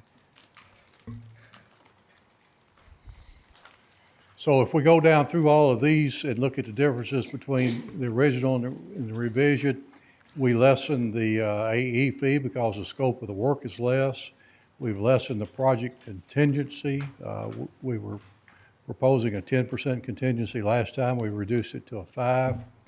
We've taken 40% reduction in the movable equipment and furnishings budget. So you have a soft cost reduction of 2.7, so a grand total reduction of about 10.7 million. And I guess in a word, we backed this thing down about as far as we can. But I think we've met the intent of what we were asked to do to find a sweet spot at around $18 million. Any questions? All right, now we can go to the questions here. Magistrate Logston. Yes, sir. How much longer does the roof have on it before it's going to have to be replaced? Do you have an estimate time? It's a metal roof, and I understand it's leaking now. How bad it's leaking, I'm not exactly sure. I haven't been there when it was raining. And that's a $2.5 million project? I think that's what it was, yeah. So really that needs to be added on right away then?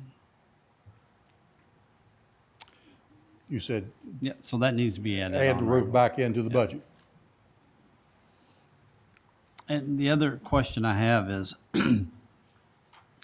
still trying to get it out instead of just having where the police can go in to get a road to come back around Walmart, so the traffic flow through Crestwood can be better. How much room is from the building to the other side?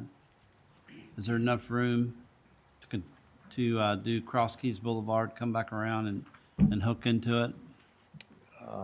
As far as space is concerned, yes, there's room there. I believe what we have been told about that by our county engineer is that whatever that is, southwest corner there, where around the building, would be a pretty sharp turn that you'd have to drop to no more than 20 miles an hour to go Put a around. stop sign there and then you have to turn right. Well, that's just what he said. They gotta, Yeah. you know, there's not, I guess there's room there, not a lot of room. All right, Magistrate Jeffries. On the, you're showing here, let's see, land cost, survey, and geotech, and legal and permitting to be determined. I assume the land cost that you're talking about is to prepare the site for? No, that's the land purchase of the real property. Oh, okay. Okay, I think that's something you already have done. Right. I don't know what the value was. okay. So those costs, the survey and geotech, that would be, just to look and see what we have to do as far as if there's any mitigation for sinkholes or any of that? We've had the first round of that already done. I believe you've already commissioned it and paid for it. We have the documents from the geotech engineer and the surveyor. There'll be some additional work that goes with that, but it would be more in the minimal range of cost than the major range of cost. Okay. And then on the, you're showing a reduction of 10,700,000, but then you'd have to add the 2 million or whatever that Magistrate Logson just pointed out there on the original, the building, to add that $2 million back in. So we're up to almost 20 million. Is that what I'm hearing? That's what that result would amount to, yes. Okay. That's all I have right now, Judge. Magistrate Hounds. Can we get a copy of, and I don't know what you guys call it, the room sizes and that? Because it looks like that several of the rooms got reduced in size. Or it's not, I shouldn't say several. It looks like some of the rooms got reduced in size, but That's correct. without having the old versus the new, I can't, I'm going by memory Right. from that. Can we get, not now, I understand not now, but can we get the room sizes? That's the first thing. Was the generator part of the reduction? Was the generator still in the plan? Generator's still in, that's part of the code requirement for an essential facility. Okay. And a comment that I made in the past, and we've already touched on it, is the deferred maintenance. It seems like we have potential deferred maintenance roof in the existing building that we need to do. It really doesn't matter what we do with the rest of it, but if we're going to keep the building, which we are, then we ought to continue with the deferred maintenance. The last time you were here and we had an extensive conversation, or maybe not extensive, we had a conversation about the soil stabilization issues. Right. I don't see any of that in this plan, and it sounds like it's an unknown. And that, It's in there. okay, where is that? Go back up to site. Oh, is that the soil undercut? That's correct. 1.2 Okay. million. All right, I glanced over that, sorry. But when we were talking about that before, we still had geotechnical work that had to be done in order to say that this 1.275 was a good number, or are we now saying that number is still a good number? Nothing has shifted with respect to that subject. It's the same Okay, place that it was last time. We're assuming that that's the correct budget to do that. okay, and while I understand the reasoning for taking out the geothermal because it is a cost, are we pushing the cost down the road by not putting the geothermal in there? I mean, I know we go back and forth. I know the jail, which is a building that you helped us with, Right. it seems like the geothermal has been beneficial to us now 5 years down the road. But the other thing is, when I look at this, I'm involved with another project, and where they put the architect, and this, don't take this the wrong way, where the rooftop units are, it's going to be great to install those day one, but when they have to be replaced, there's no way to get a crane. Get the crane in there. There's no way to get a crane in here to access those units. And as I look at this picture, I don't think that we want to put a crane on our front pad. So I guess I just wonder about the rooftop units, the location. And I get this is an architectural rendering, and maybe you've already taken it to the engineer, but the placement of those looks like to be problematic unless we've got to get a really big crane in there to get those removed. I'm just looking at from the future. If we do this, those should be what, 15-year units? Yeah, probably. That's a fair statement. Okay. 15, 20. You know, I don't want to strap the future court with having to airlift those in with a helicopter like they do at Ford. I think, eliminating the geothermal is cheaper today, but more expensive in the long run. Was that a fair statement? It's a significant upfront cost to do the geothermal and put the equipment in a systems attic. And that was one of our larger components of cost reduction to lessen the new component of the building, the new part of the building. So if you were to choose to go to geothermal and a systems attic, then a lot of the $100 a square foot reduction that we have presented today is going to get back right into back the in it. program. So Okay. we'll do whatever you folks want to do. I want you to know that. Right. We were trying to find a reasonable avenue to reduce this to a price point, and we can do that, but there are things that go with it. You give something up to save something is basically what it boils down to. Manager Woosley. Mr. Sharp, Mr. Vernon, I believe the first time you were here, that number was 27 million, and we all That's had a little correct. bit of sticker shock. The cuts that you've made, in my opinion, have all been operational cuts. It's areas of that building that our police department would be used to help do their job better. For instance, the automobile evidence area, the pull-through was more of a convenience of having somewhere to inspect vehicles inside a closed facility. But you've left in offices. To my count, there's offices for 7 sergeants, 6 detectives, 3 majors, and a chief, and we don't even have that number right now. So wouldn't it have been better to leave those areas that our police department will use and cut those offices for positions we don't have right now? The in and out for the automobile evidence is problematic. They're going to need an area to where they can pull a car in and still be able to pull another car in behind it, and maybe even another car after that.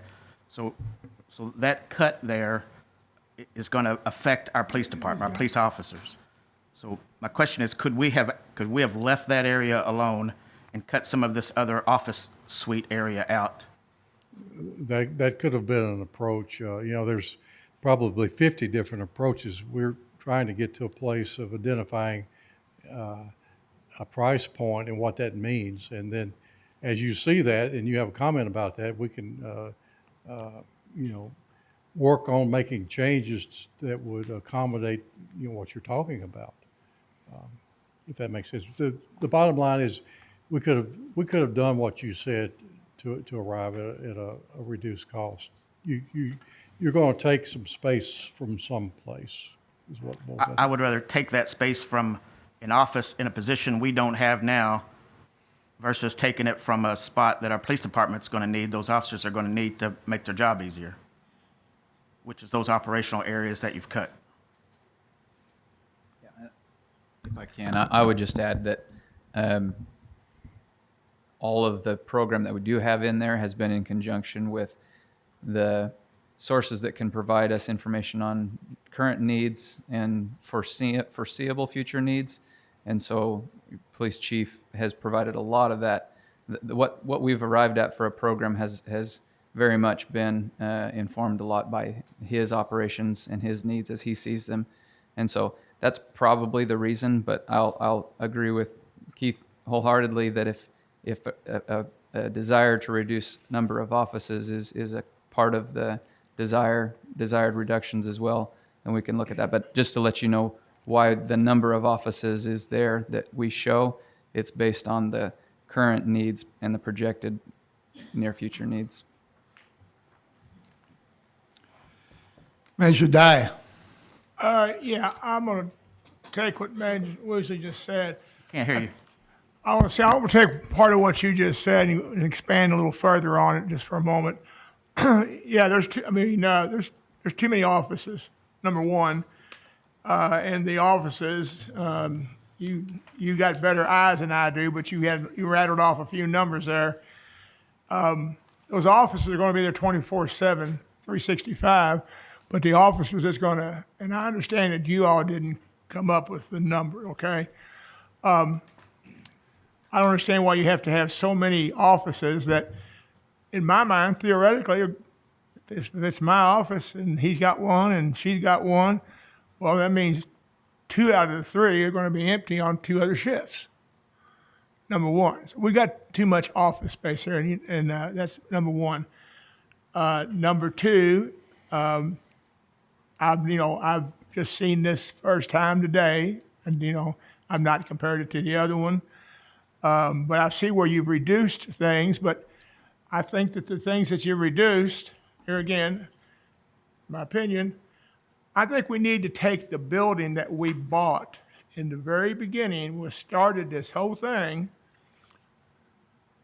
and fix it and bring it up to speed. It makes absolutely no sense to me to take a building which we're going to have, what'd you say you thought the roof and the air conditioners would cost together?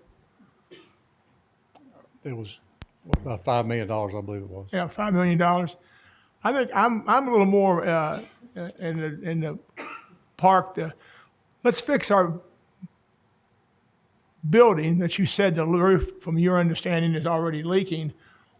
Why would we not spend that $5 million, if that's what it is, and then address this at a later date?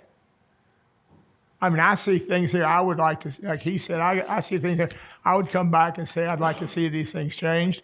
I'm not going to verbalize them now because I don't want to just look, just hodgepodge. But that's the first thing. So I can tell you right now, unless the mood drifts towards doing that, I won't support this project. Okay? That's all.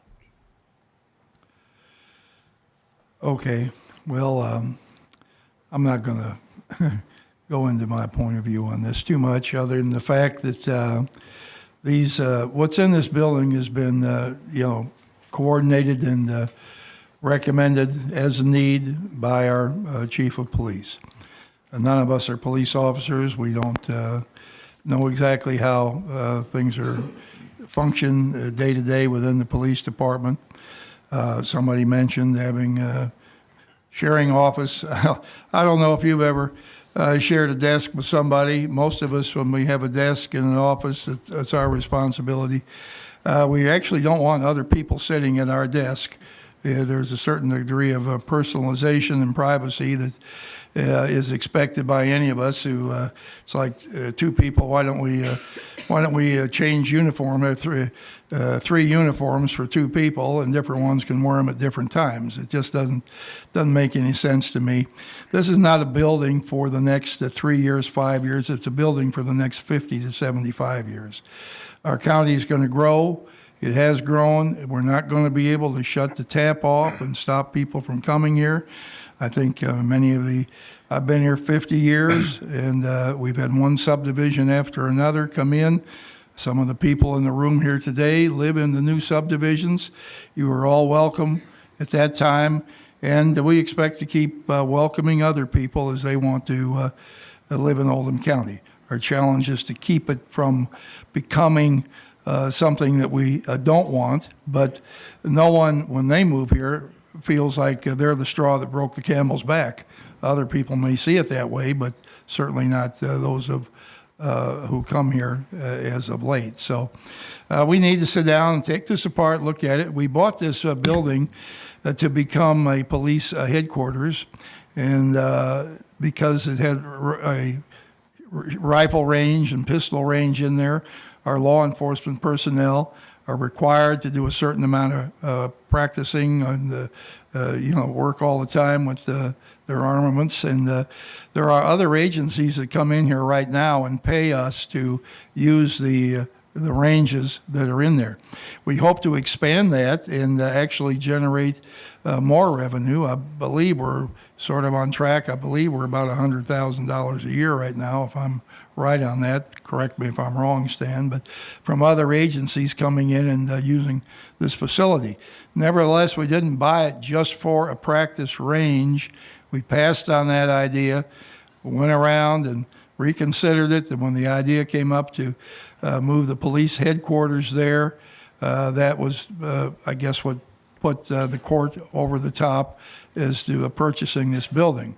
These architects came in and said, well, you've got a building here, but actually retrofitting this building is going to be a bigger challenge and cost more money than just actually building a new addition from scratch on the end of it. So that's why we have the new addition there. Everything that we have in this county has been challenged as not needed at one time or another, and including the room we're sitting in here right now today, at one time was not wanted.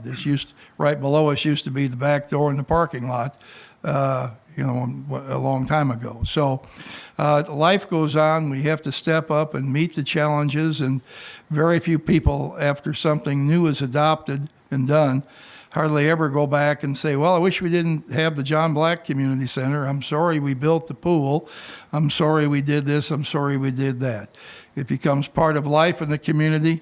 Our children grow up as what they love and treasure. New people come and they admire what we have. We're Oldham County.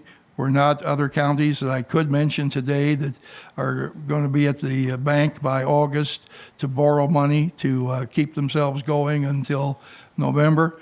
We're a different group of people, and we're extremely fortunate. So we want to be proud of everything we have here. We've asked these people to step this down, and I can't think of a good commercial, comparison, but and it's not fair, but if you're going to go buy furniture in your home, you know where you go and where you probably don't go.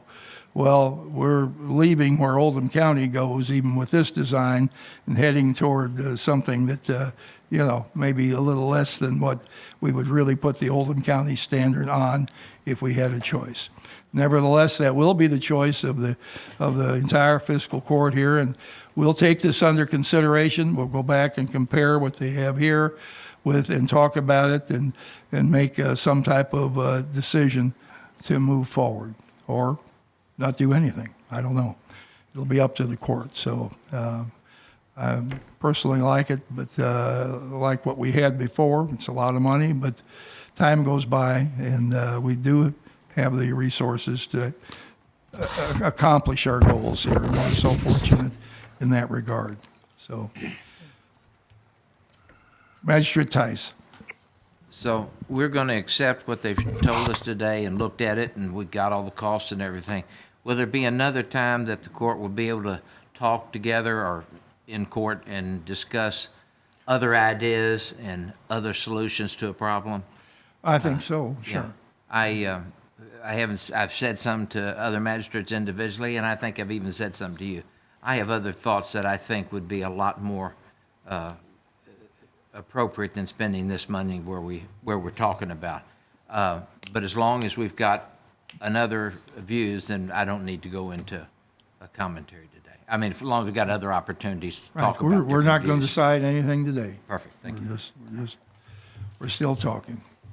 Well, thank you for guys. your attention and comments. And as I've said many times, we're here just to serve you. So whatever you folks want us to do for you, we're more and willing to do that for you. And we thank you for your past confidence. And Hope to be working with you. And we thank you for your past service. Many people in here may not know that Keith was the architect that built our Oldham County Detention Center for us. We wrestled with that. The price was too high at one time, and instead of making it smaller, we actually made it larger.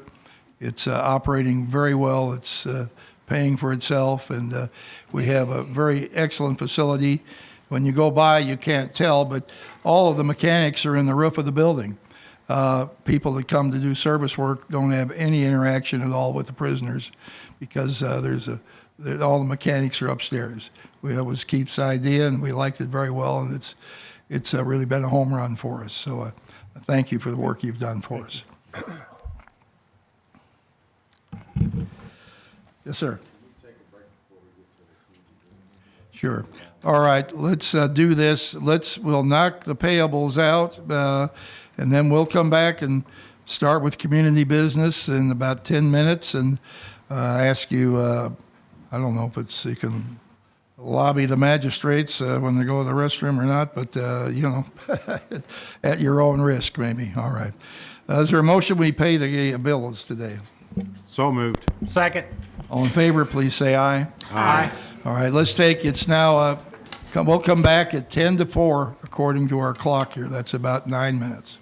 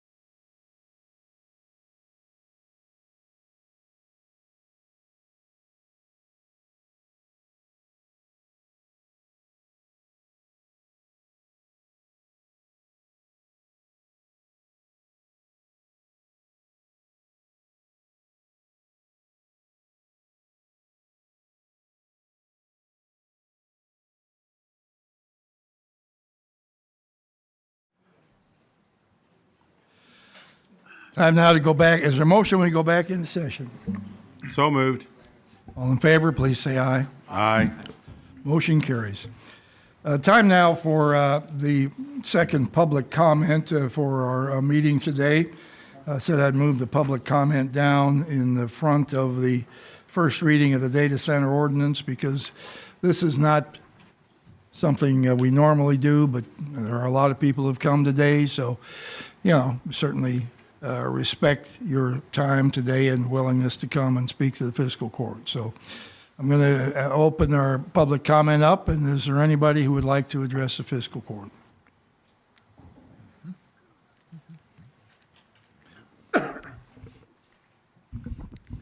Thank you, Judge.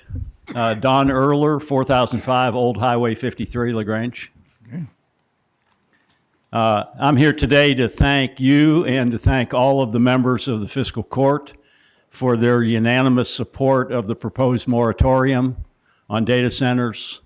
The purpose of that moratorium, just to review quickly, is to allow Ryan Fisher and his staff and the Planning Commission to consider proper regulations for data centers. They are not mentioned in our zoning regulations at all. So this 150 days would give them time to put those regulations together to protect this county and the citizens of this county and the elected officials of this county from data centers coming in that are proposing not to follow reasonable and advisable regulations. I would like to mention that I read the minutes from the meeting on April 15th when the fiscal court adopted the initial proposed ordinance that they were going to send to the Planning Commission for their review. And that particular proposed ordinance had two exemptions in it. One exemption was that it would not cover existing applications for data centers. The other exemption was that it would only cover the areas for which fiscal court has responsibility. No incorporated areas, but only the unincorporated areas of the county. For some reason, when that resolution reached the Planning Commission, it had a third exemption in it. Talked about telecommunications and broadband. Where that particular exemption came from, I don't know, but I would certainly encourage the court to consider the original resolution in the original ordinance that was voted on by this body unanimously on April 15th. So we certainly encourage you to look at that particular document going forward. The other thing that we would ask you to do is to take one of these exemptions away, and that's the one that's talking about the existing applications for data centers. The reason we would do that is because we need to protect the safety, health, and welfare of this community. Without proper regulations, even if we have an existing application, we still need to protect the safety and welfare and health of this community. The Supreme Court has been very clear that a moratorium of less than 12 months is not a taking from anybody. It's merely a delay allowing the elected officials in this county to do the right thing. And the right thing is to allow Ryan Fisher and his staff and the planning commissions to put proper regulations in place going forward. The applicant, Western Hospitality Partners, has already shown their disdain for the process going forward. They have filed a new application, even though they've removed the one on 53, which we greatly appreciate. We all along, I think all of us agreed that that was not the right location for a potential data center. But they now have filed a new one in front of the moratorium, thinking that they can outrace that particular situation and not be subject to proper regulations. Their new plan shows generator yards within 50 feet of the property line. That's totally unacceptable. The neighbors are going to be furious. So even if they put it up there on that property, on the Sauerbeck property, the way they've laid it out makes no sense. We need regulations to go forward. So we certainly encourage you to pass a moratorium for 150 days to give your planning staff and your planning commission time to put proper regulations in place. The only exemption that should be in that resolution, the only exemption should be simply you can only rule on what you have jurisdiction to rule on. Thank you very much. Well, thank you.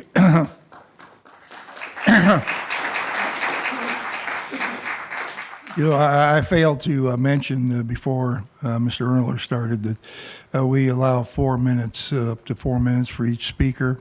Don't encourage you to take all 4 minutes if you could make your point sooner. And we ask you to state your name and your address. And also, this is a public meeting where we expect everybody to act with appropriate decorum and language that comports with a civil society and a civil gathering. So we will not accept, will not tolerate any off-color language, for lack of a better word. So some of that happened at LaGrange City Council last night. It's not going to happen here. Okay, who would next person like to speak, please? Good afternoon, Judge, Fiscal Court, Nathan Oberg, 1414 Yeager Lane. I couldn't help but notice that Barry had to sit down after you mentioned civility. Sorry about that, Barry. You took the wind out of his sails. Judge, for the last 30 years, I've been an airline captain. I've worn a variety of uniforms in my lifetime. I was an Eagle Scout, United States Marine. Most recently, I'm an airline captain. I've been entrusted with the lives of thousands over the years. I've been to Europe many, many times. Our career and my career, the aviation industry, is built on strict adherence to policy and procedure. It's never, this is good enough. We're just going to apply thrust. We plan for these flights. We plan for this takeoff. We plan for the en route structure. We plan for the landing. Everything is put in place before. Strict adherence to policy and procedure. This is a time to recognize the policy and procedure that we have historically used with planning and zoning. If we don't have a definition of what a data center is, we need to get a definition of what a data center is. Ryan's been working on that, and I'm not placing blame there. These things take time. We can slow the jet down when it starts to come apart on us. I've had engine failures, tire failures, near misses that were mechanical in nature. When we analyze that risk, we slow the jet down and we consider our options and run through some checklists, create time. WHP is not creating time. They're trying to increase that risk and decrease the amount of time we have to deal with this problem. That's why they applied a second time on Sauerbeck. Let's find some definitions during this time, this moratorium time. You're well within your legal rights as magistrates and judge. Use your powers to adopt a clear and complete moratorium that applies to all data centers on file and accepted now and in the future. In this next 150 days, let's sit down and define what these things are, put them in an appropriate class, zoning classification, and come up with some responsible best setbacks and easements to protect citizens and their property values from the noise, nuisance, glare, and light. This is a dangerous time for us. You're the jet captain here. Take your time, create time, do the right thing. Thank you.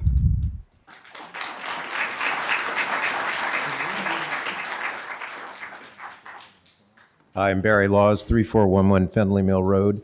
I'd just like to take a minute to read something that we passed in the moratorium language, and you all agreed to this.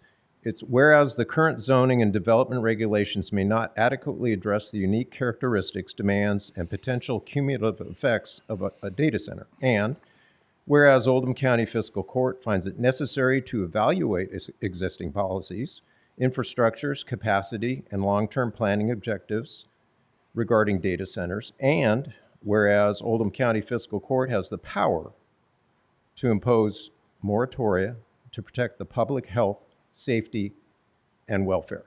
And none of these things have changed.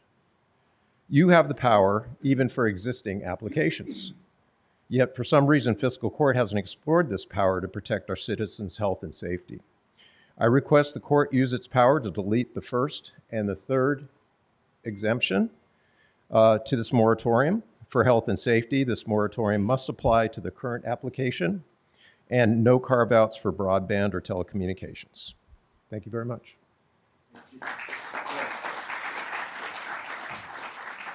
And I was nice. Anyone else who would like to address the court?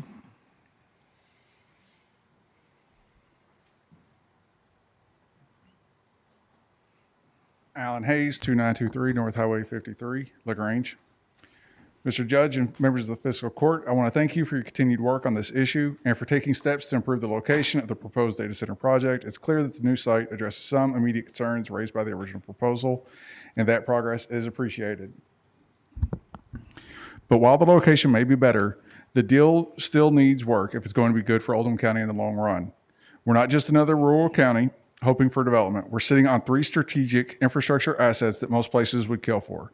We have high-capacity electric infrastructure, year-round water availability from the Ohio River, and Tier 1 fiber backbone just 20 miles away. Most rural areas can offer 1 or 2 of these, but almost none of them offer all 3. That's why the data center wants to be here. But it also means that we need to leverage these advantages intelligently, not give them away for short-term tax gains. This isn't just about where we put the data center, it's how we plan for an entirely new class of industrial user. These projects generate massive amounts of heat, noise, energy consumption, and we have a once-in-a-generation opportunity to set rules that protect our community while welcoming responsible investment. The conditional use permit process gives the county the tools to do that, and we need to use them. The CUP approval is one of our chances to get this right. Once it's granted, our leverage disappears. The court should require that this facility connect to a county-operated thermal utility district. Doing so would allow the county to capture and reuse waste heat, eliminate the need for loud HVAC systems, and reduce overall energy demands. That would make the project quieter, more efficient, and less damaging to nearby neighborhoods. Now that the site has shifted, it opens up the possibility of a more manageable 25-mile thermal loop. This isn't speculative. Cities like Indianapolis and Columbus already operate successful thermal loops. In England, a data center now heats greenhouses year-round. In Finland and Japan, entire communities are powered with recovered heat. The engineering is proven. If we do this right, the community wins in 3 major ways. Schools and public buildings could save over $1 million annually on heating and cooling. That's savings that the state does not claw back like property taxes. County government could use low-cost heat to attract major employers like Yum Brands or Humana when it comes time for corporate relocations, both of which are already looking to relocate out of Louisville, and we could easily compete. The data center operator would realize a $1 billion increase in asset value through lower energy costs, improved efficiency, and proving a model for sustainable operations. This is our opportunity to turn a challenge into an asset. Let's not just get a data center. Let's get a deal that leaves the county stronger, cleaner, and better resourced, and better positioned for the future. Thank you. Thank you.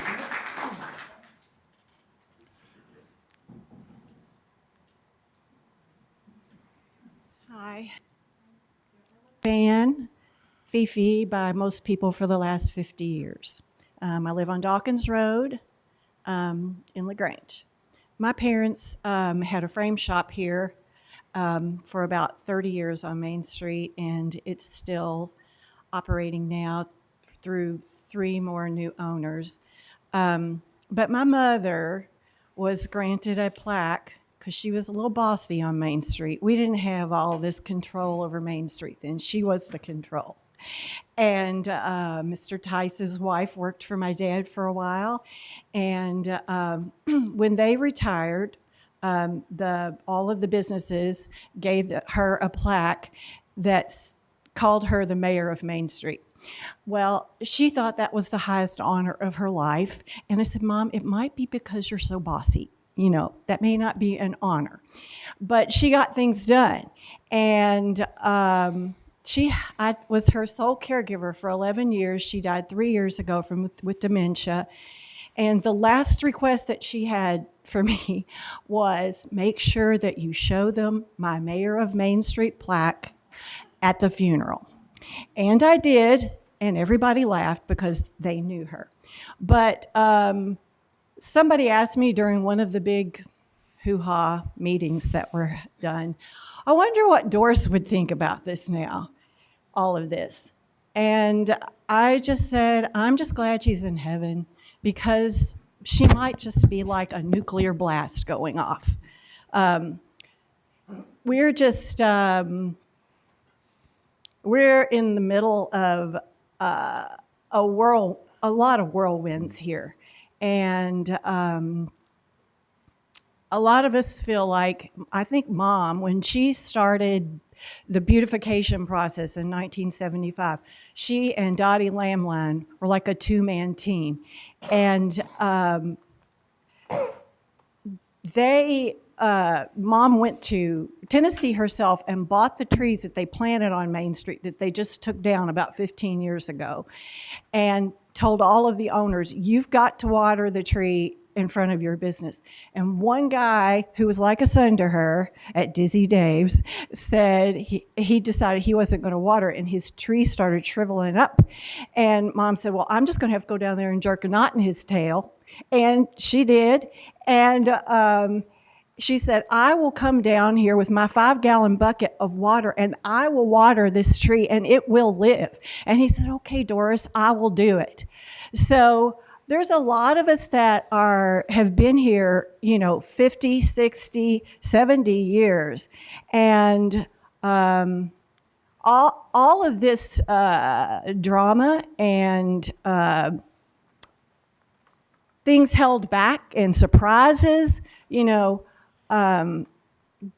it really doesn't give us a lot of confidence. So I would hope that you all would somehow listen to the people and not just decide, we're just going to do what we want to do. And that's all I have to say.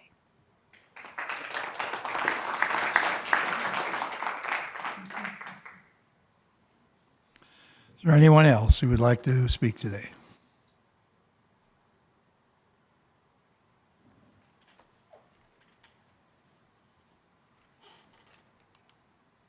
Hello, Jamie Hilligans, 7925 Oregon Creek Road, Pendleton.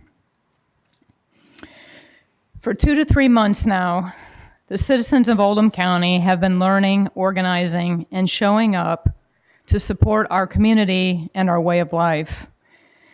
These efforts have come with great sacrifice and financial burden carried by many of the citizens. And quite frankly, we really shouldn't have to work this hard and exert this level of effort when the people have been crystal clear about what they think about data centers.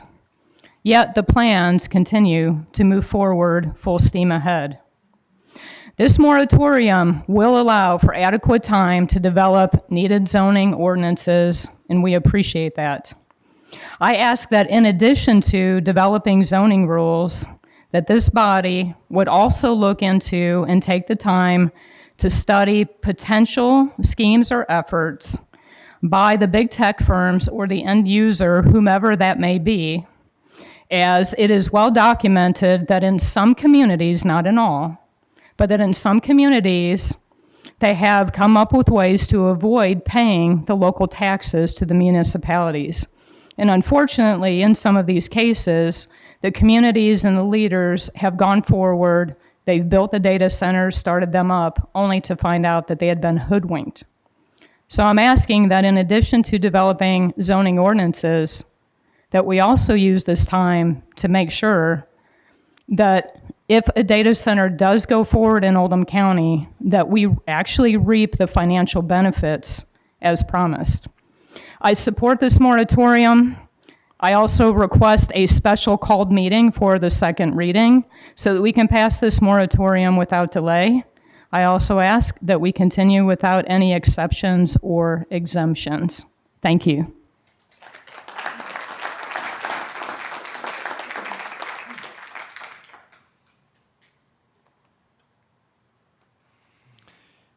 Anyone else?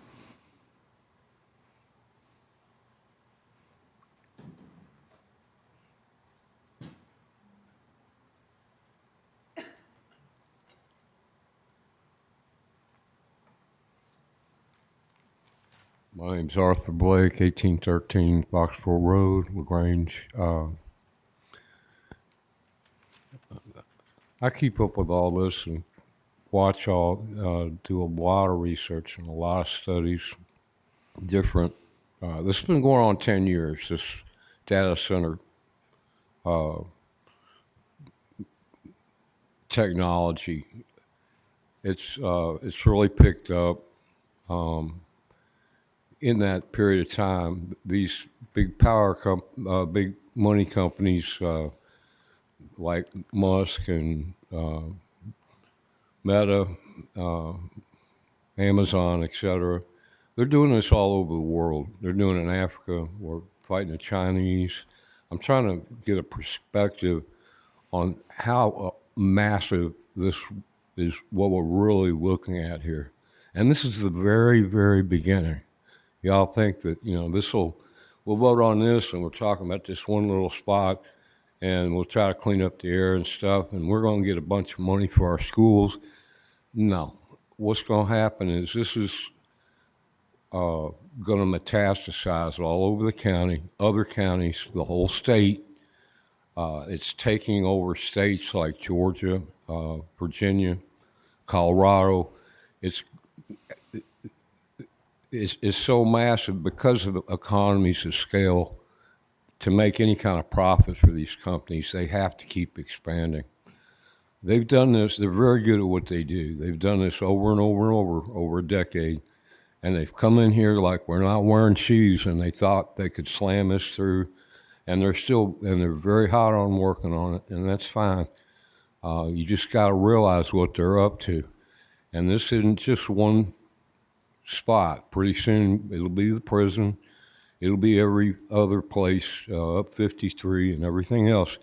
They'll bring their people in here and they'll run for office and they'll own this government. This is how they do it. And I just want y'all to realize that this just started.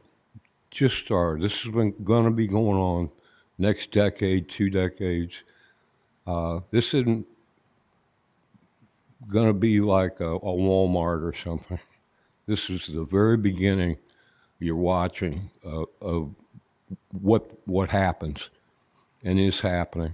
And they've got armies and armies of lawyers.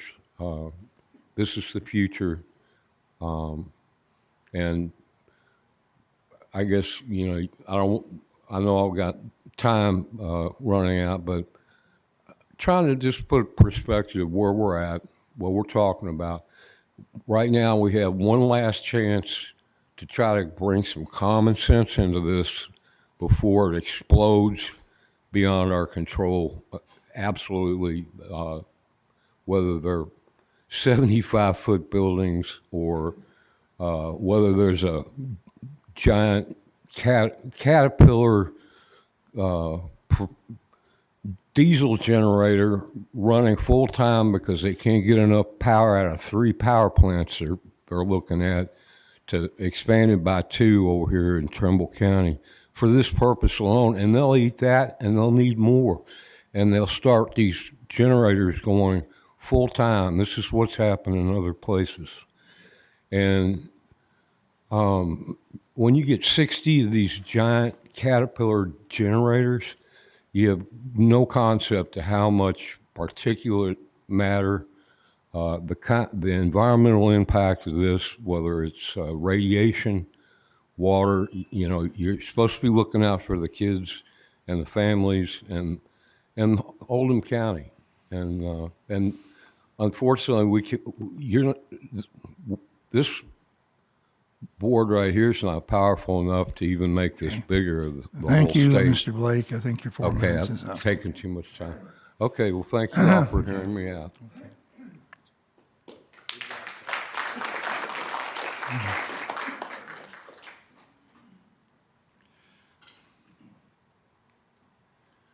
Rob Houchins, 1400 Yeager Lane. I appreciate what you're doing today and having the first reading. You didn't have to have this kind of public comment, and I appreciate the offer to be able to speak. On this kind of thing, I really appreciate what the City of LaGrange Council did last night, where they eliminated a lot of the exceptions that were listed. What they're able to do is simplify it, let it be read on its face. What I would encourage is that we also try to do the similar thing here, because when they talk about telecoms, there is a risk. Lawyers are paid, at least some of them, to find loopholes. And so if you refer to them as telecom, it could create a loophole. Why would that be relevant? Well, it's relevant because in Jefferson County, that's what they were referred to as a telecom. So I would encourage you to eliminate that potential for a loophole. Again, we're here to try to do the right thing, and I believe that's what you're trying to do as well, and I appreciate that. Thank you.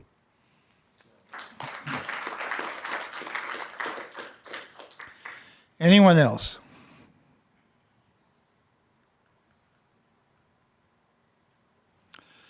All right, we'll close the public comment and go on to the item here on the moratorium.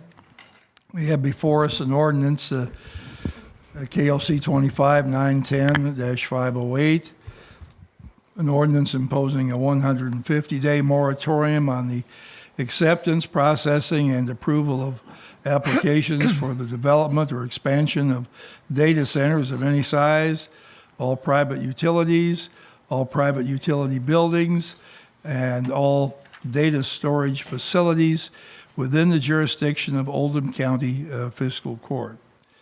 And I'm going to skip through the whereases with the rationale for it, and I'll just say that they are now be it resolved as follows. A moratorium is hereby imposed on the acceptance, processing, and approval of all applications related to the establishment, development, or expansion of data centers of any size, all private utilities, all private utility buildings, and all data storage facilities within the jurisdiction of Oldham County Fiscal Court for a period of 150 days from the effective date of this ordinance.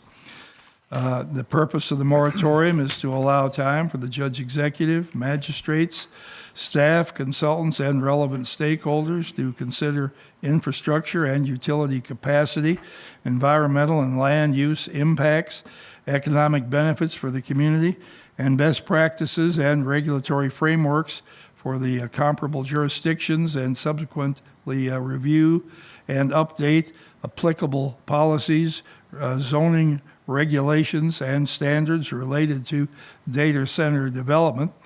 And 3, the moratorium shall not apply to applications that have been filed prior to the effective date of the application of adoption of an ordinance, incorporated areas within Oldham County.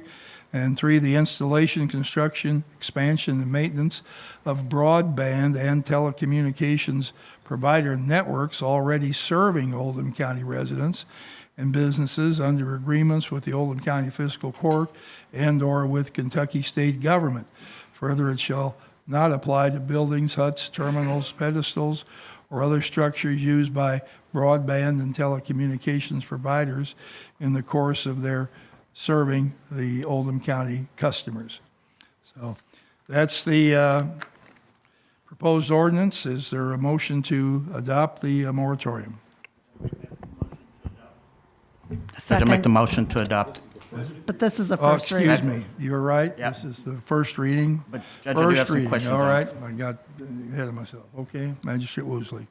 Just point of order, under the whereases, it says now therefore be it resolved as follows.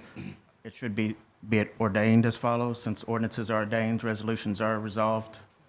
So shouldn't that be therefore there be it ordained? Be it ordained rather than be it resolved? Shouldn't it be therefore it be ordained since it's an ordinance instead of therefore be it resolved since it's not a resolution? I believe you're right.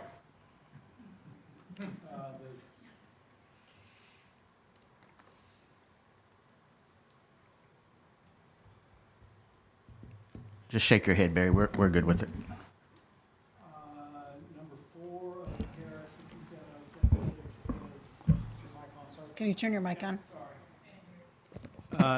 Number 4 of KRS 67076 says there shall be inserted between the title and the body of each county ordinance an enacting clause written in the following manner: be it ordained by the fiscal court of the county of Oldham.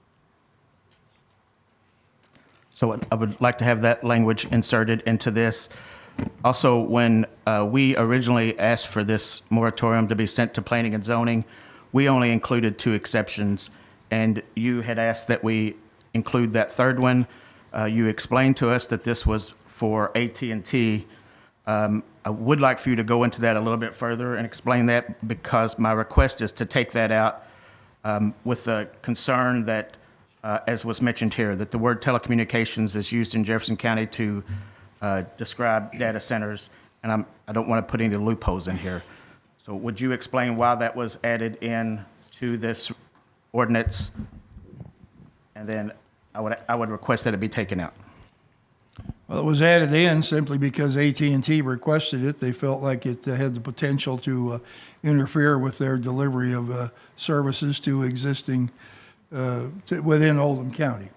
As you know, we entered into an agreement with AT&T to provide broadband service to all homes in Oldham County as of the period of our agreement, and I believe they have met most of that. There were a few houses that were, because of addressing issues, or not absolutely certain they were in Oldham or Jefferson County. There are some people live right on the line with, their part of their house in Jefferson and part in Oldham, and there were some issues. But I think we have almost all of those resolved, getting those. But they felt that this moratorium could prohibit them, I believe, from providing service as requested. Again, my request would be to remove that exemption. Magistrate Woosley, if you read that statement, it says broadband communication provider networks already serving Oldham County. So and the state of Kentucky. So no, it says already serving Oldham County and the businesses under. It doesn't say anything about a new keep reading. person. Keep reading. Under agreements with Oldham County Fiscal Court and/or with Kentucky State Government. And that has to do with the Kentucky Wired. I believe it allows too big of a loophole for anybody. We don't need that exemption in there for AT&T. As Judge says, they've got most of their issues resolved. What they don't have, they're just going to have to wait 150 days. I'd rather be safe than sorry. So, No, it's not AT&T that has to wait. It's the customers in the county that have to wait. I'm sure they'll understand. Let's be honest They've about waited that. this long. I'm sure they'll understand another 150 Magistrate Logston. Is there any way to, since Magistrate Woosley's concerned about that, can we just add in the word AT&T, and that would cover AT&T, so that we could remove, so we wouldn't have to worry about anybody else coming in, which is what Magistrate Woosley's worried about. So can we add the word AT&T in there, and that would just allow them to put service in somebody's house that they need? Adding AT&T might impact Spectrum. Okay, add Spectrum. Or whatever the satellite service is that's out there. DirecTV, which is owned by AT&T. I have the contractual agreement with AT&T. Now, there may be other ones, smaller things, but I'm not aware of those. Well, this is a first reading. If there's a confusion about exactly what AT&T was trying to accomplish, we can invite a representative to come to the second reading of this and listen to their explanation. Magistrate Hawkins. It seems that because that contract with AT&T or Kentucky Wired predates this moratorium, it would be sufficient to take it out. So I'd be agreeable to Magistrate Woosley's opinion to take out that third bullet point.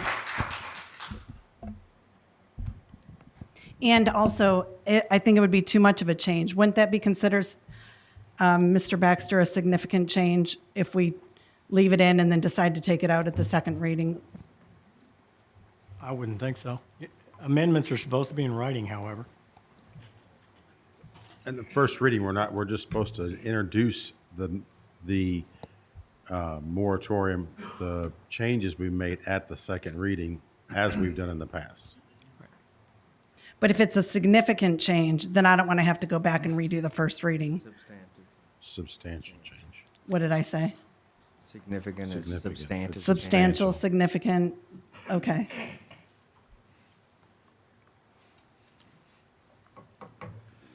All right, Magistrate Jeffries.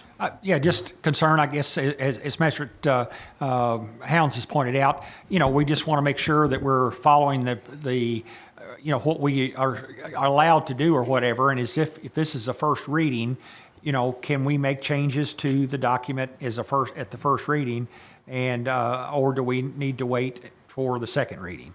I guess I'd ask our county attorney to provide us some clarity. I don't think the statute's clear on that, Magistrate. Say that again, I'm sorry. I don't think the statute is clear on that.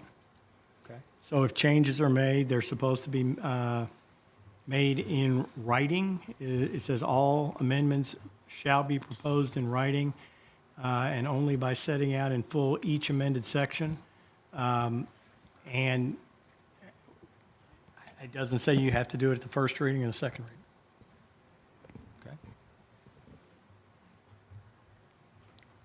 Would you like for me to write that down now, sir?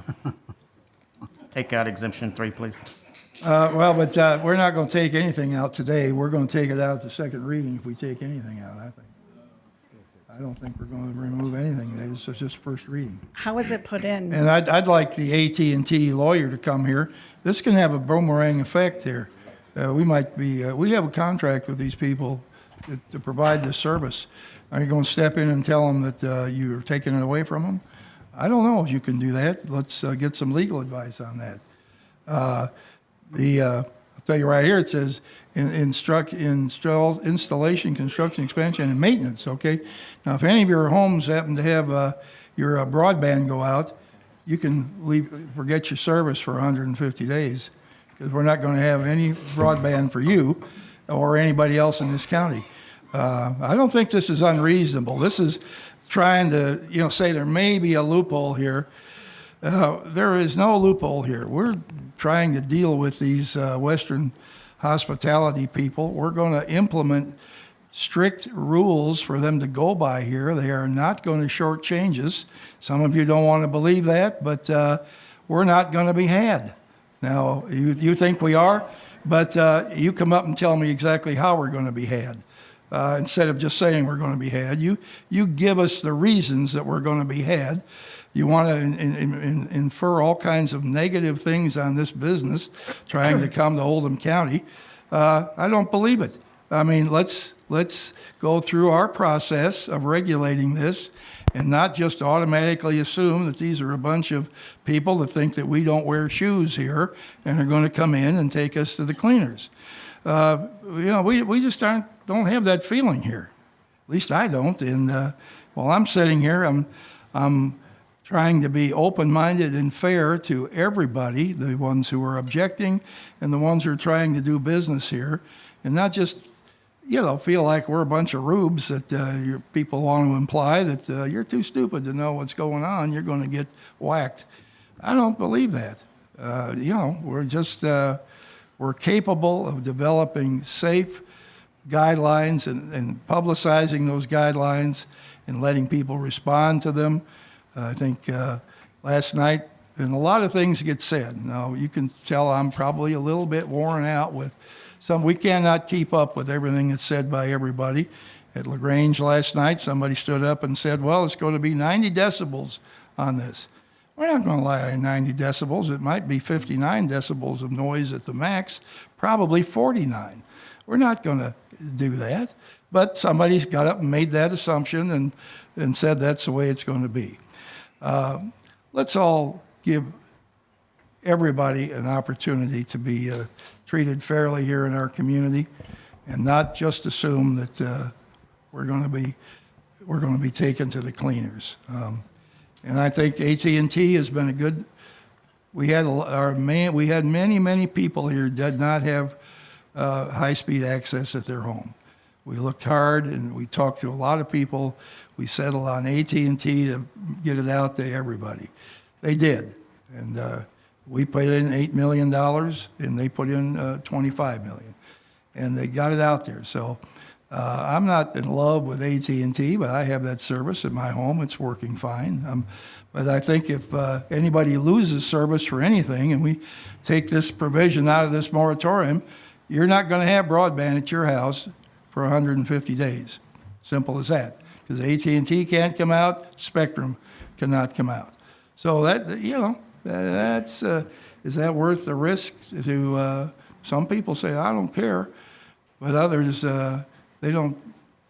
Let's not just think about ourselves only. We're trying to think of the county as a whole here. Judge. All right. Yes, sir. In the exemption, Judge, you describe this company and companies like it as broadband and telecommunications provider networks. However, the moratorium only includes development and expansion of data centers of any size, private utilities, private utility building, and all data storage. The moratorium doesn't impact the language of telecommunications, broadband, and telecommunications providing networks. So I don't understand why we're confusing or adding provider networks in a moratorium that doesn't impact the moratorium for them. So they're not a data center. They're not a private utility. They're not a private utility building or data storage facilities. The moratorium doesn't say anything about it's impacting the installation of fiber or any kind of telecommunications network. I'm sure the folks out here don't appreciate being threatened of not having internet for 150 days because we're trying to look out for them, but this doesn't I'm include... not threatening anybody. I'm just saying what could happen. But the moratorium doesn't include that language, only in the exemption, when it really shouldn't even be in there anyways. They're not a data center. They're not a private utility, which is the moratorium is placed on. We're not placing a moratorium on provider networks coming into the county, just data centers. Judge, can we ask the county attorney what his advice would be? That county attorney works for this court and works for everybody in that room. So let's get a man who has knowledge of the law, not opinions of what words are. Well, I think the judge's suggestion that you have somebody from AT&T come in is the right answer, because my understanding is this proposed document was transmitted to AT&T, and that the suggested language comes from AT&T because they were concerned. And so they should have an opportunity to come in and explain why they want that language in the ordinance. I don't think that's, I don't think y'all out here in this room, you can change it when we vote on it. But let's give, the lady, where's the lady at? The lady right there. The one talk about your mom. Yeah, you said, give everybody a chance, let's all try to get together. Let's all get along. I don't see what's wrong with, AT&T gave some information to the judge. It was written down. And I just don't want to, what if it is true? What if you do lose your service? I'm talking about me, I'm being selfish myself. But I don't want to lose mine for 150 days. That means I'll have to go to the neighbor's house. And I don't particularly like them. They live in Jefferson County, okay? But I just think that, we're chasing ghosts here a little bit. But that's my say, and then I'll go along, with what We my can vote's gonna be. eliminate that at the second reading. I mean, let's give them a chance to say what their thinking is. Maybe there's something they know that we don't know. I mean, The one thing you did say, probably- Judge, was what AT&T did for the community. I live in a subdivision right next to Jefferson County, so I wasn't worried about getting cable service and internet and all that. There's a lot of people out here in the county that live farther off the road. They brought the cable or the line, AT&T, to their home, to the brick or siding or whatever they had on their home. Spectrum wasn't going to do that. Some roads they wouldn't even go down. I mean, they took care of, except for a few instances, they took care of everybody. Saved a lot of people a lot of money. And of course, school's out now, but a lot of kids maybe got to do their homework at home and not having to go to the library and wait. Because not everybody has internet and or computers. So I'd like for that story to be told too, because we don't seem to think about people that don't have internet and cable, because we've got it. So I'll shut up about it. Okay, Holly just, I have this, we can ask him to come, but this is the explanation they gave us when they asked for it. This is from AT&T. They said the language would codify that existing and lawfully operating internet and phone providers would not be impeded by the proposed moratorium from serving their own county customers and maintaining their county networks. So that's about, I think, what I said. They're afraid that if they're not able to serve their customers, their existing customers, if something were to happen with that language, would stop them from going out and taking people. So that's the fear that. It says it would not be impeded? Well,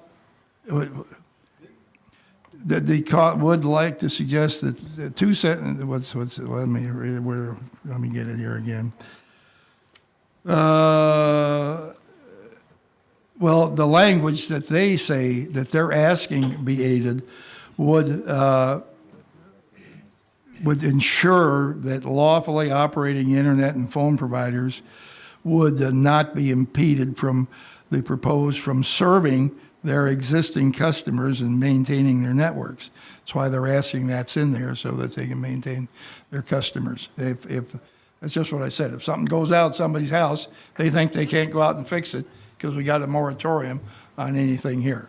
Now, Don's shaking his head no, but you talk to their lawyers about it, and that's fine, So we were not, let them come and bring their lawyer and tell us, that's what they're afraid, that if your service goes out, they're just going to say, well, there's a moratorium in effect, we'll see you in 4 months, So that's Magistrate Hawkins.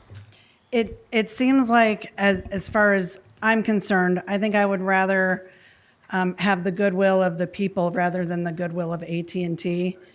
And so if we just take it out, I think it'll be better. To me, it feels like, why wouldn't we put LG&E in here, or why wouldn't we put Hulu in here, or just anything else that we deal with on a daily basis? It just seems kind of a stretch to put this one thing called telecommunications into a moratorium. I think we should just strike it and have the first two, which is what we presented to the Planning Commission from this body anyway.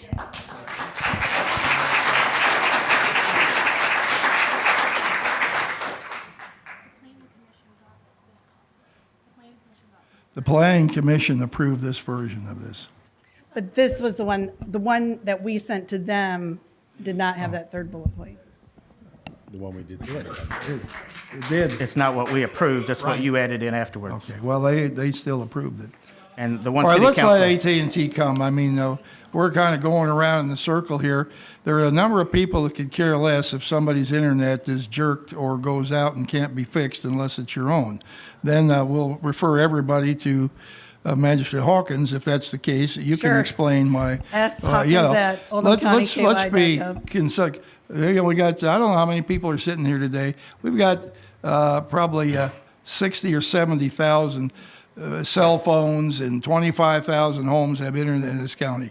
Let's not make a broad sweeping decision here for all of these people based on a fear of something. I don't know what that fear is here, that there's some loophole or trick in this language.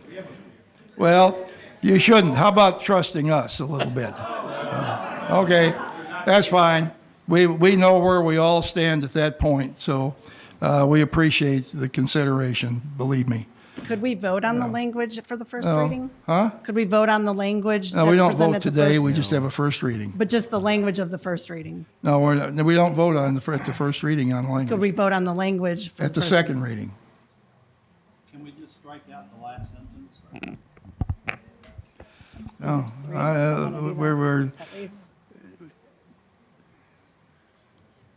Mike asked me, you've asked me to follow the process. You're not willing to follow the process here by striking things at the first reading. What's gonna happen when we have to add something the next time? So are we gonna have to go through the whole process again? No, that- Substantive, you. Judge, if we're not going to vote on it today, and the county attorney said have South Central Bell come out today, when everybody leaves this room today, that moratorium is not going to be enforced, correct? Correct. So what's wrong with the South Central Bell guy being here the day that we vote? Because it could be So a he can hear what significant you all change. got He to just say said it instead wasn't a of, significant change. Huh? The county attorney just said it wasn't a significant change. He said that earlier. but he said he did say that, I said, ask the county attorney, he said have the Bell South. AT&T. AT&T, whatever they're called today, you know. I mean, I just don't want, I mean, I don't know, I don't understand the feeling that you can change this today, and it's gonna mean what it says today, but it's not taken in force, it's not gonna be enforced today. So what happens if you change it next time? Oh, please, let's don't No, add. I'm serious. No, it's I a know, good but I don't want to question. go into All the, over again. I don't want to go into the gray area. Okay. Mr. Baxter? Respectfully, Judge, this is not the public hearing. I mean, you all have an opportunity, you have to conduct a public hearing, and then you all will have an opportunity to debate after the public hearing.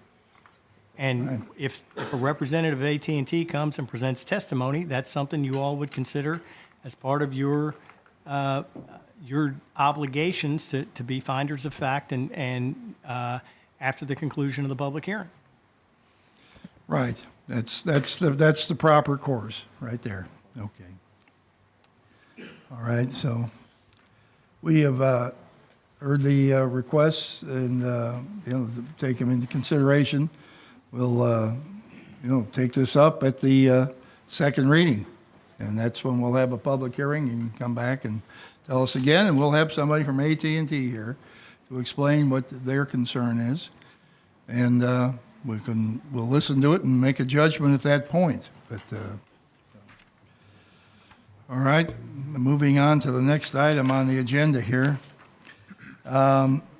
We've got the local government assistance and county road public hearing. And that was item B. Go back here. We're going to go on with our meeting now. Everybody's welcome to stay, but if you don't want to hear the rest of these things, we'll give you a minute to get up and make your departure.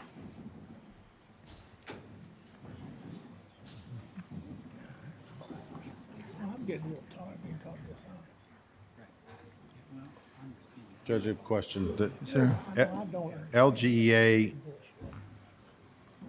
is a public hearing in the county road aid cooperative. Right. Is that Right, it's- right. We'll it's have- two separate public hearings, right? Or is it two separate hearings or one? Barry, with the local government assistance and the county road aid, there's well, it's all on one sheet here. Stan, are those two public hearings or one? Well, it is one? Okay. I think it's one, yeah. This is kind of Stan's thing, so.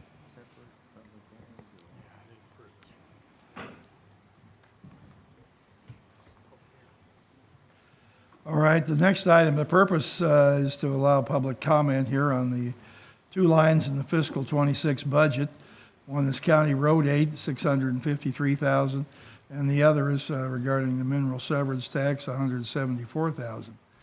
And one hearing is required under KRS 42.455, and the hearing for the road aid funds is under KRS 174-100. And we have in the past used county road aid toward general repair and upkeep of county roads, that's paving and snow removal. We use the mineral severance tax toward the county's match of various transportation improvement projects, such as the bike and ped trail expansion, rail underpass, Kentucky 329 realignment, and the Kentucky 22 Clore Lane intersection. So both of these are supposed to take public comment if there is any. Is there anyone here who would like to address either of these issues? All right, hearing no one, we'll close the public comment and go on. Is there a motion that we accept these funds for this purpose? Judge, I'll make that motion. I'll second that. And Judge, this is on the County Road Aid Cooperative Program Agreement. Is that the? Right. That one we have to take a roll call vote on. Okay. All right, go ahead, Holly. Yeah, both, yeah. I think we're covering both at one. Would you repeat the motion, please? Pardon? Would somebody repeat the motion? The motion to accept this money for these purposes. It's this 500, or no, is it the 917 or the 534, 141? It's $653,000 for road aid and $174,500 for mineral severance tax. Jim? May I just clarify that this is different than, I think, what you're referencing, which is later on in the agenda, which is the 3% cooperative agreement. Right, okay, that's what I Stan and I want. were just discussing. They are separate, just like similar names, unfortunately. That's what I wanted That's to what make sure. I was asking. LGEA is a separate, that's a separate it's not public very hearing, friendly, confusing and the issue. CRA is a separate Well, public hearing. The CRA is not the same as what's later on in the agenda, which is the cooperative road aid agreement. Where is this on our, come look at my list. Would you please tell me which one to click on? Because I don't remember seeing whatever you're talking about.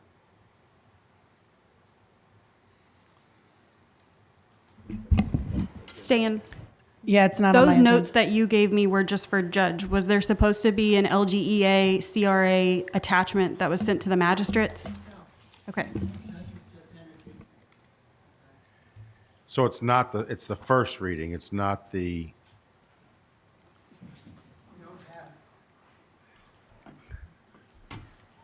There's all these power lines coming up here. Part of as part of the budget process. I understand we that. have to have public comment, right? a public hearing. And it's not that we're voting for anything other than we're getting input. We're required by KRS and those statutes to get input from the public of how we're spending those monies. We do it every year as part of the budget. I understand. And so you have your hearing, you take the comment. We have it in our budget, and the judge informed what we use those funds for, i.e. mineral severances to help do the matches on transportation projects. And the other funds are used for snow removal and related to roads as required. And it's just a part of the process, public input only. There's no two readings or anything about it, just one public hearing. So we've had the public hearing, that suffices that. Yeah, and normally what happens, we open floor, nobody says anything, we close the floor, and we're done. So this is in the budget? Or Those numbers are what we have in the budget for those items. So We we've don't already have the reviewed them exact in the numbers budget, yet. but you're saying this is supposed to be a separate public hearing? Yes. Those numbers are already in the budget, okay. Okay. It's how we're spending two lines of the budget. It's kind of like accepting a grant. Yeah, I remember doing that. Yeah. Yeah, it's like a grant, yeah. All right, so where are we on this? What? I was thinking about something else. We take a vote on this, or do we just let it go? No, we just take the Just input. accept, And do we just accept comment on it? we if there also is? advertised it, allowing public to submit inquiries and whatnot, and we received none. So we've had the hearing, Right, we've had the hearing, there's no public comment on it. Yeah. Okay, it's Okay. non-controversial. Okay. Let's, Judge, yes, sir. before we go any further, I want to clarify, that was considered a first reading of ordinance for the moratorium, even though you didn't read all the whereases. Does that still suffice as as the first reading? Yes. Okay, that's all I need to think. All right. Now, let's, I think, I'm going to skip ahead one thing here. It won't hurt us to skip the second reading for the budget hearing because I want to get to, Jeff Tyndall is here with guests. Can we go down to contracts and resolutions, net recovery contract? I'm okay with that. Let's do that next. We're going to skip this vote? Biden? There's no vote. There's no vote. Oh, you already decided there's no There's no vote? vote for item B. That's just an announced Oh. opportunity for public feedback. All right, let's go down here to the item C under contracts and resolutions, net recovery contract. E. Jeff, do you want to go for that? Should agree only because Jeff has a guest. If it was Jeff, we'd just leave him out here all afternoon. So. Thank you all. Thank you for having me here today. Members of the Fiscal Court, since being elected of office of jailer in 2022 by the citizens of Oldham County, I've set many goals for myself and my staff. One of the things that is very important to me is to offer hope to individuals who are incarcerated, who have mental health problems, with addiction issues. Since I've taken office, a rough estimate of dual diagnosis of those incarcerated with just Oldham County charges is approximately 70% of those individuals, and those with addiction issues are 55 to 60%. Another goal I've had is to lower the recidivism rate for the Oldham County community with those who need help with addiction and recovery. What if we can do this without Suboxone, methadone, or any other prescription drugs? A few months ago, back in January, I met Miss Rebecca Much with Net Recovery. I've heard about Net Recovery for several years, and I was a little skeptical. It wasn't approved by FDA, and I was asked to be the first jail in the United States to have a treatment without Suboxone or mental health, or Suboxone or methadone.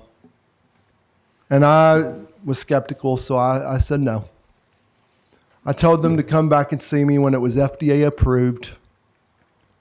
It took a couple of years, and it did get FDA approved, but I didn't want to be the first jail in Kentucky to have this. I let one of my friends that I have a contract with in Scott County, he knew about this, and he decided to go with them. Net Recovery has been part of our opioid abatement committee meetings for several years. They've presented to magistrates, to fiscal court. And over the last few years, when they present, I've started seeing naysayers believe. I've started seeing our fiscal court recognize and ask me questions over the past few years. In January, I had a meeting with Ms. Munch, and that meeting went over well. I started doing more and more research on Net Recovery, and I watched the movie The Final Fix that is on Amazon, and I started listening. I wanted to see the numbers from Scott County. As I'm doing all my research, two other jails jumped on board, Franklin County and Meade County. A couple of months back, Ms. Munch and a few other people from Net Recovery came to the jail. Saw Oldham County Jail, the newest jail, second newest jail in the state, and they want to be part of us.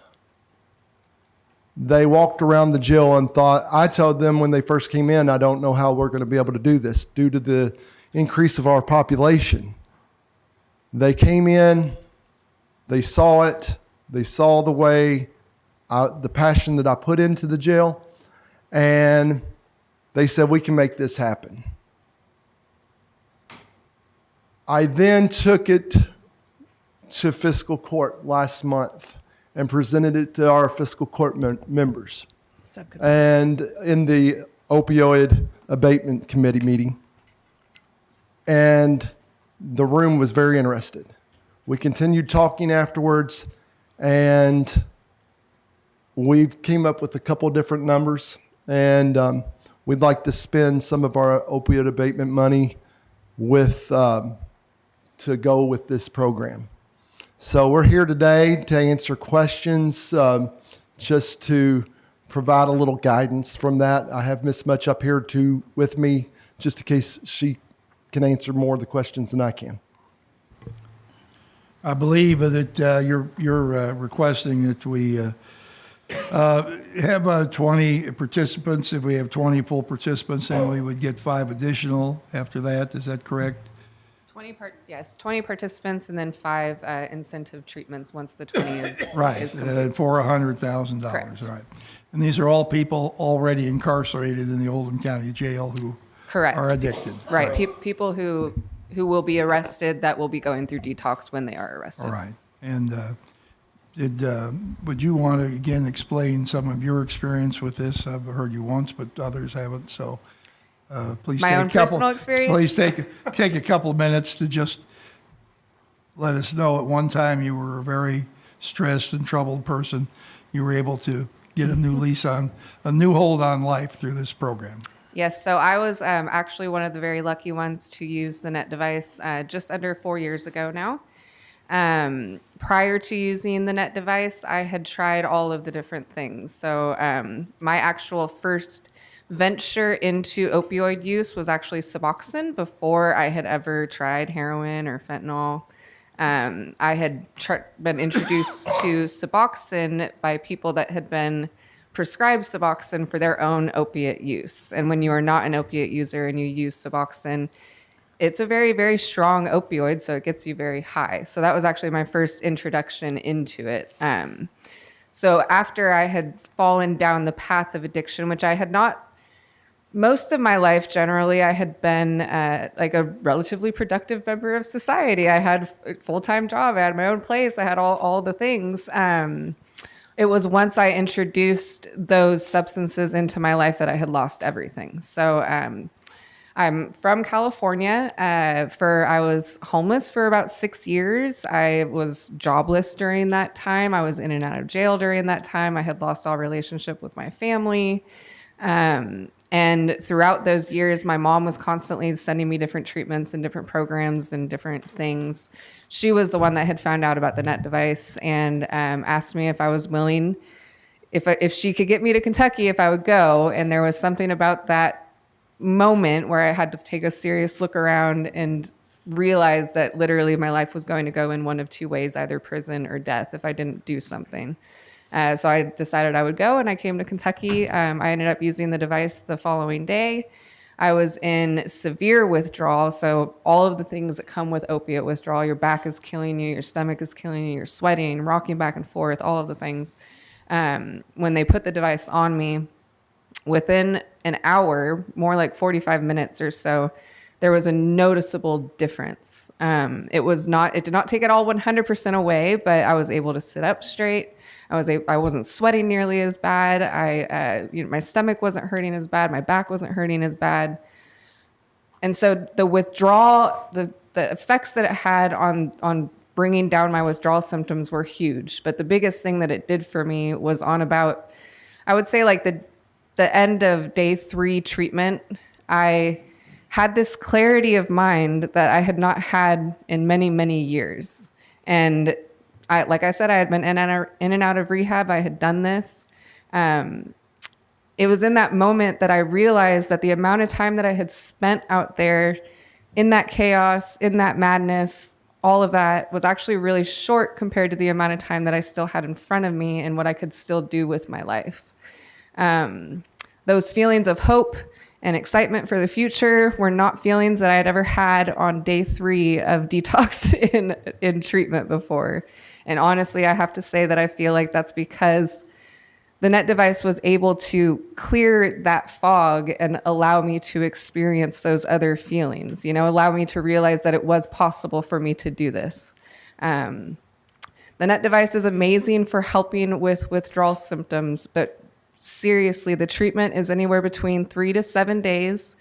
And at the end of treatment, it brings them back to a clarity of mind that they hadn't had in years. And that's the most amazing part about the NET device.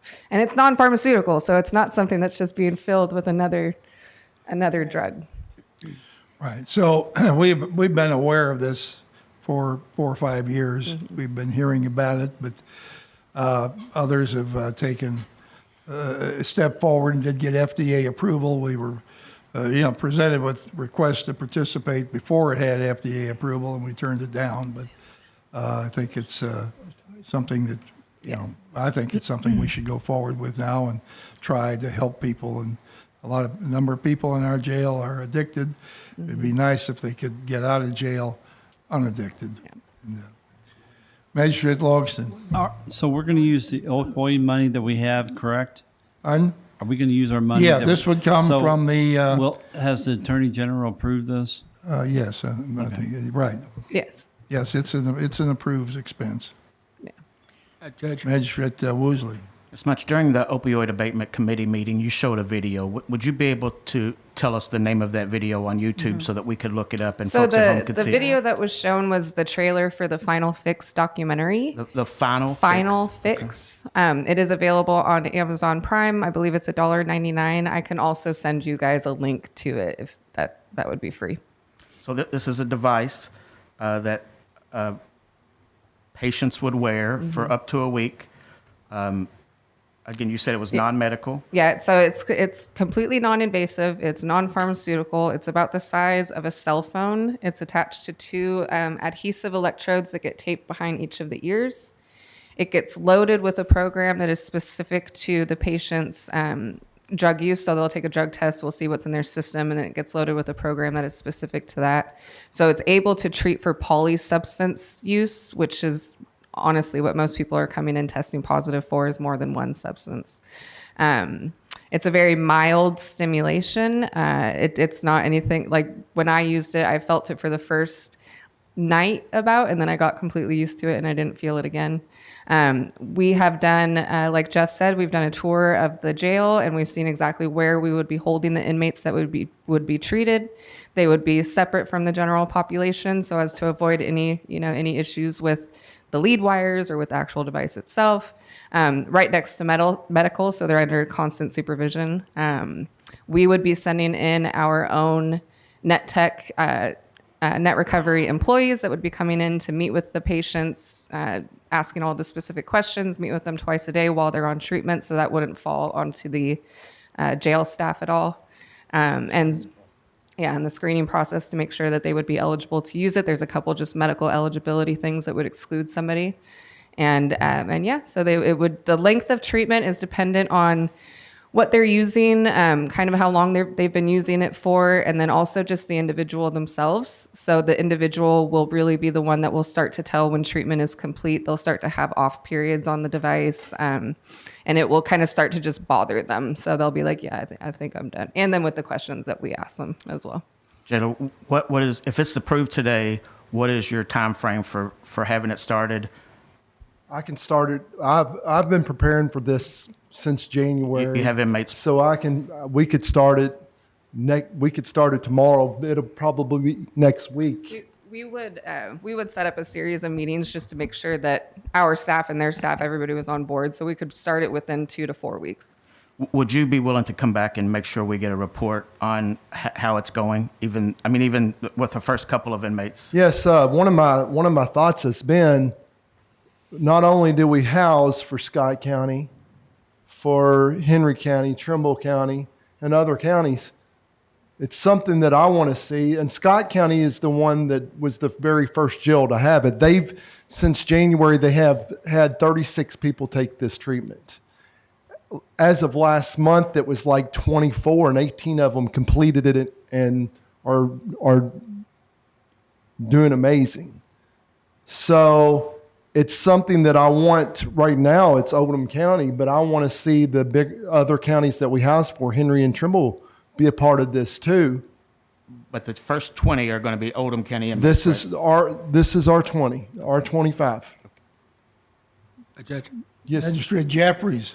Just a couple things. I sat on the opioid committee that yes, sir. Magistrate Woosley and Magistrate Hawkins, and so y'all have made a really nice presentation, and I think I definitely will support this.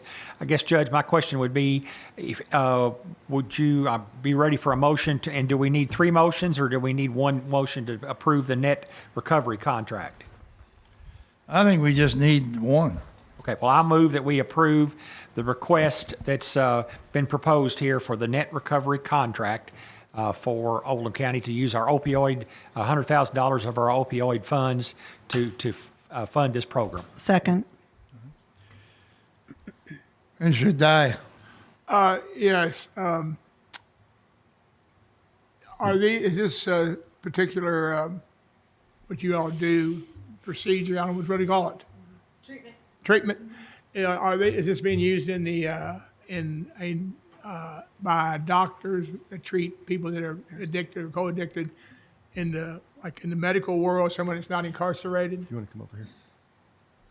The other location where we're treating is at Isaiah House Residential Treatment Facility, so in a residential treatment program. When we had originally started approaching fiscal courts to get them on board, the only place that they were able to send them to was Isaiah House.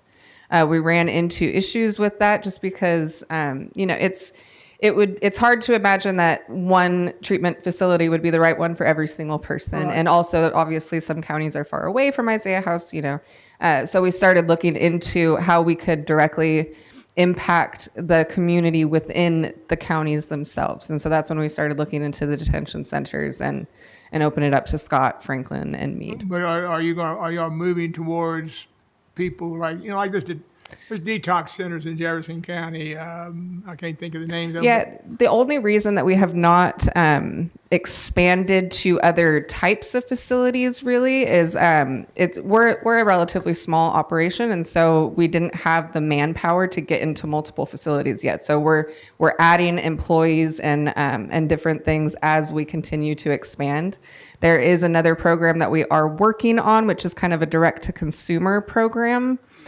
We have just hired on our own medical staff that would be responsible for the prescription and things like that for those kind of situations. So there's definitely other things that are coming down the line, but currently it's in the detention centers and Isaiah House Treatment Facility. The people that you treat, like in Jeff's case, people you treat in the facilities, do you pick them at a certain point in their incarceration where about the time, if they successfully complete, they're going to be going out the door?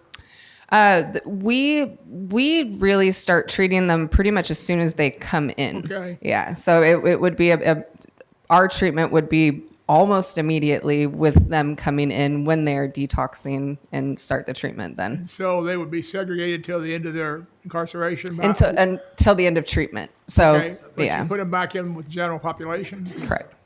And you would be concerned about them getting back into the life when they get out?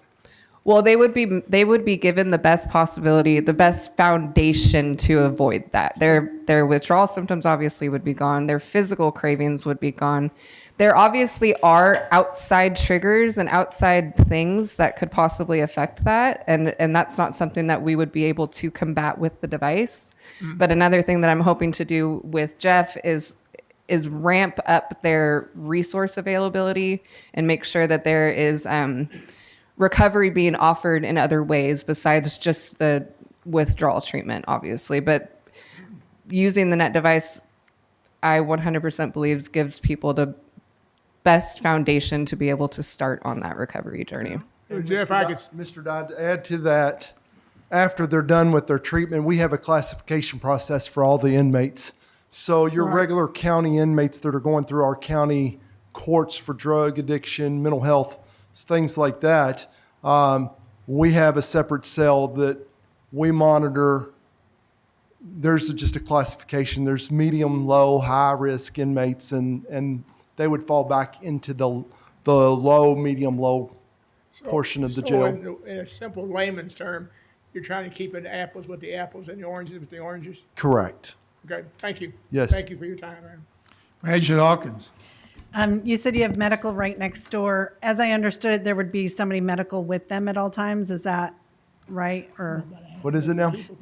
they'd have a medical personnel right with them at all I have times? 24/7 medical coverage. Okay. So, and my medical net is not going to require anything more from my staff other than getting the inmate from the regular booking process to the cell area that we're going to put them in. Right now, it's currently being used for the MAT program, medically assisted treatment program, but we may only have 1 to 2 at any given time for that process, and they can be housed together. It's the cell right outside of medical. Okay. So we've talked about this and we've got a plan. Okay, and when you all met us at opioid abatement committee, there was a price, and we'd kind of talked about the price and lowering it a little bit to be able to help more inmates. Was that price lowered a little bit, and then are there more inmates? Yes, that's why there's the 5 incentive treatments for after the 20 that are completed. Oh, Yeah, okay. so it's actually for 25 for 100 Gotcha. instead of Okay. 20. For 20. And then on these two, on the purchase agreement and then the service agreement, I didn't see the attorney's cover page. Did he look at it? And I know we're staring, he just did. walked out. He has looked at it. His comment was, I won't pick on Jeff, but Jeff didn't know how to fill out the form, but that's neither here nor there. And okay. he did actually call me and ask me a couple of questions that I cleared up for him, so we have discussed it as well. Okay. Asked him that earlier because I didn't see it. Yeah, I didn't see a cover page. Okay, so Magistrate Jeffries, are we doing the purchase agreement or the service agreement, or was your motion for both? It was all for all three. There's 3 listed. Okay, and then the HIPAA one too? Yes. Got it. Yeah, service agreement, purchase agreement, and the HIPAA business associate agreement. 10-4. And I just wanted to say that I'm proud of how far you've come. This is a big deal for Oldham County. Mhm. They're wanting to use us as a model. I know a lot of jailers across the state of Kentucky. We have 118 jails, and we have 70 jails that actually run that aren't transport jails. And I am a member of the board, and this is going to go further than what they realize. So thank you all for doing this for me, for the people of Oldham County. For sure. All right, we have a motion and a second on the floor. Are there any further questions about this contract with Net Services here? All in favor, please say aye. Aye. Motion carries. Thank you. Thank Good you, luck. Fiscal We'll Court. be glad later here in 6 months how things are going, okay? Thank you. Now we'll go back to the second reading of today's budget. That's item C, and this will also be a public hearing. And what this is the Oldham County budget for the year 25-26. And this budget's been posted on the internet, and it has been submitted to the state local debt finance officer for approval. They review all budgets, not necessarily the spending decisions, but the amount of money in the budget. Stan, would you like to please take the court through this?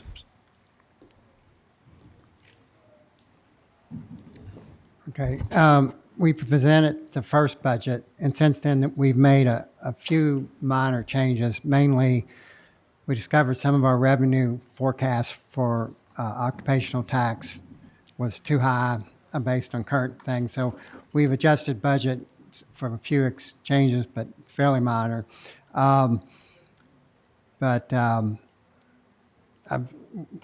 This process started in February with all the directors putting together what they wanted, and saw that their needs were for the next fiscal year. We have finance committee that spent a lot of time going through, meeting with department heads in the process to get to the point we are. We had to make some tough decisions along the way to balance it. We are taking money out of reserves. The money that's shown coming out of reserves are being used for 2 things. Infrastructure at the ODA, the business park over there, and for capital expenditures for whatever we decide related to the new police headquarters building. Otherwise, the day-to-day operations of Fiscal Court, it's a balanced budget. I'm here, I can answer questions of it. A lot of people have had plenty of time to look at it. It's been on the website for, I guess, 4 weeks now, so. Anybody have any questions? Magistrate Hollins. I'm going to have to get better glasses because you printed, I think, again, smaller this year than you did last year. You need glasses. I know. A couple of comments to make. So the Finance Committee has looked at the budget multiple weeks, and I want to applaud Stan and Pat and Joe, because when we were going through the budget, we said, are there things that we can do with money that we have this year and pull it out of next year? Like an example was we bought a pickup truck this year, pulled it out pulled it out of next year's budget. Gave Stan some opportunities to not have as much heartburn.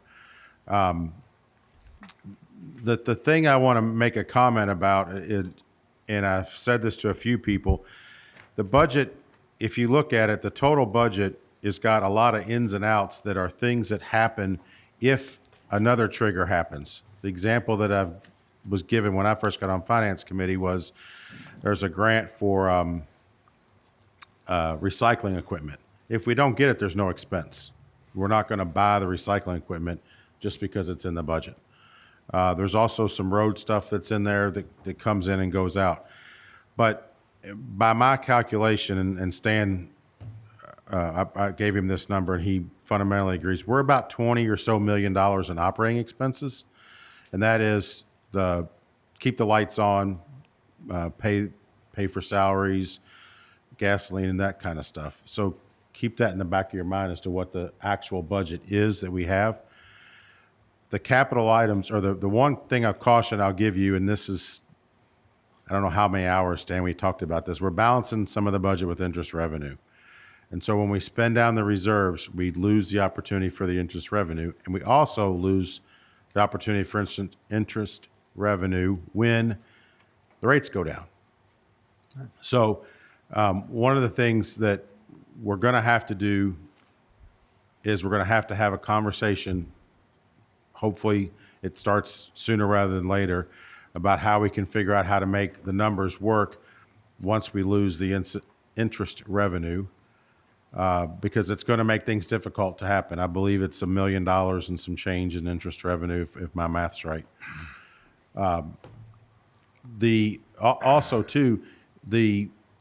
Every year we put in an amount of money to pull out of reserves, and Stan has always cautioned and said to us, okay, that's the money we're going to pull out of reserves. Stan, I put you on the spot, and you can tell me you don't know, and that's fine. How much have we pulled out of reserves so far this year? 0. Okay, I thought the number was 0, but my point is we had about $8 million in there last year, if memory serves, and some of that may have been more, but some of that was for Oldham, which we knew Oldham wasn't going to happen. Well, let me rephrase that. We knew the whole spend wasn't going to happen. There's money in this year for Oldham for the sewer project. Hopefully that happens. Magistrate Dye could speak better to that than I can. But the hope is that we can keep some of these expenses in check. I know the judge has had conversations with employees about some things we need to tighten up at different parts. We have realized some savings, I think, over the past year in a few areas and a few categories. But the one expense that I will tell you that keeps growing at a rate that is bothersome, and that's public safety. It's not going down. The amount of money that we spend on the sheriff's deputies, which Sheriff Wakefield has his own budget, we don't really set his salaries. We don't set his salaries, but we try to keep the sheriff's department and the county police department in check and in line. And those salaries have gone up along with dispatch and even the jail. My point to this is that our expenses are exceeding our revenue intake, and looks like that trend is not going to get any better. It's probably going to get worse because the cost of public safety, not just public safety, but other things have gone up. There is more money than we've spent since I've been on court for paving.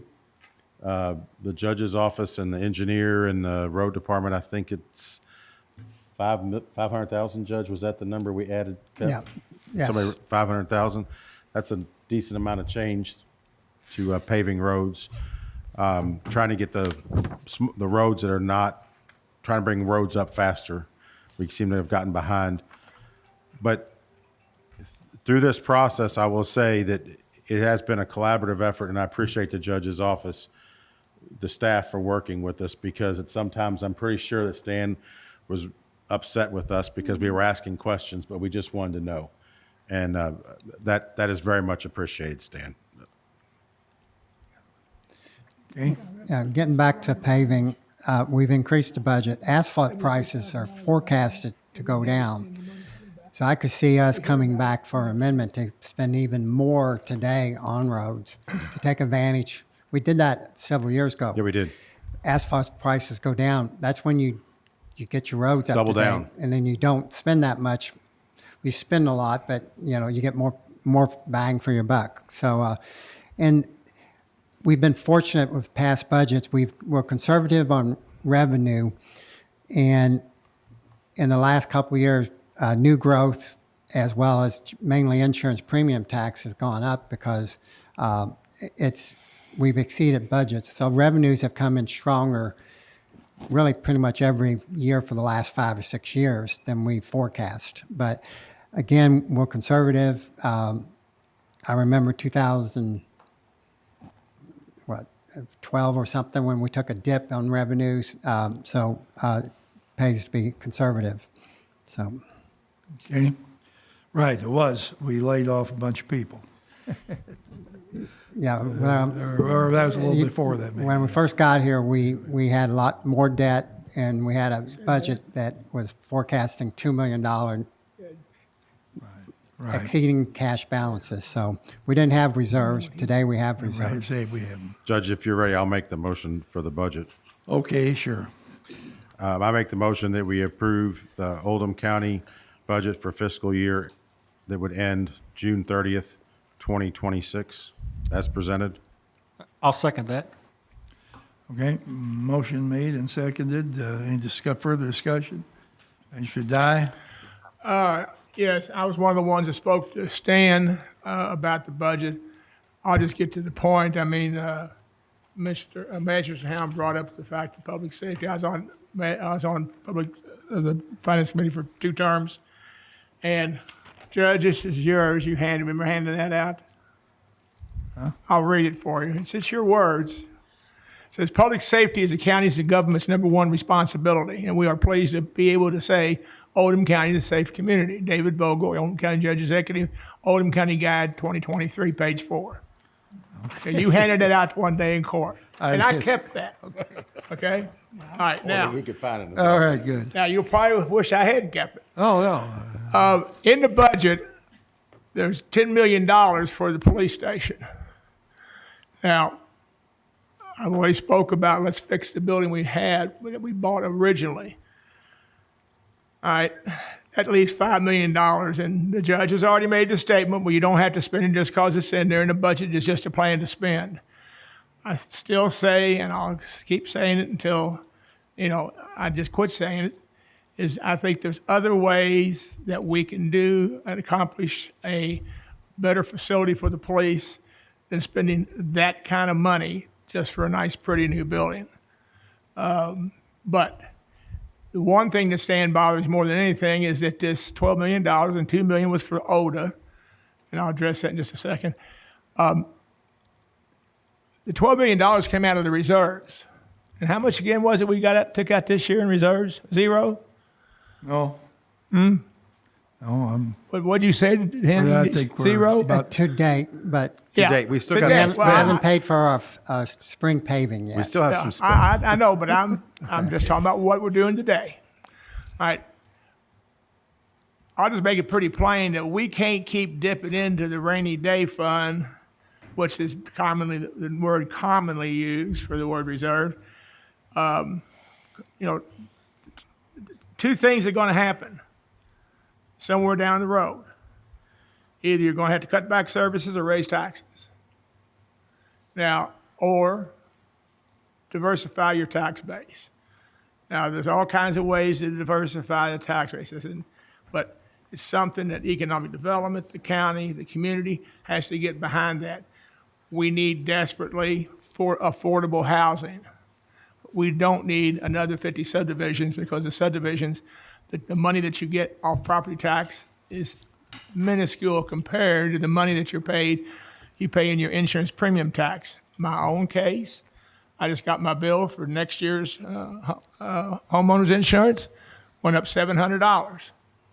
That's a pretty good lick, about a third. But in the last year, I got a new roof. They paid for the new roof. I had to put a little part in there. But the best part about it is they paid for the roof, and then they raised my rate $700, and then didn't even acknowledge the fact that I had a new roof on my house. Oh, we don't give you credit for that. So what I'm getting what I'm getting at is. Are we still talking about the budget? Yeah, we Okay. are. We're talking about the money. Yes, sir. I was confused there for a minute. What I'm getting at is we need, I think, I'm not going to support this budget because of the money for the extra $5 million for the police station. And as far as ODA goes, and Manager Hounds, many have talked about this more than once, the money that we put into ODA will come back to the county. And in fact, Stan, he needs to talk to you about the interest that we get on the money that we're forwarding to the sewer project. So he's got a date with that. So all I've got to say is we need to start being a whole lot more, watching these numbers a whole lot closer, because the numbers are getting closer together. That's all I got to say. Any other comments here? Okay, we got a motion on the floor and a second to approve the 25-26 budget. All in favor, please say aye. I have a question, Judge. Aye. Anyone opposed? Michael had a question, Judge. Michael had a question. He had his hand up. Did you have your hand up? He did. Yeah. Can we Okay. pull, instead of having 10 million in there, can we pull 5 million and just put in reserves What's that? for the building? It's already in reserves. It's not going to come out unless it's spent. Yeah, I know. It's already in the budget as a reserve number. Wow. Yeah. Well, I have no. Okay. I have no doubt that will be spent and then some. All right, I think we had a vote, and want to take it again? It's 8-1. All in favor, please say aye. Aye. One opposed. Anyone opposed? One opposed. Motion carries 8-1. Thank you.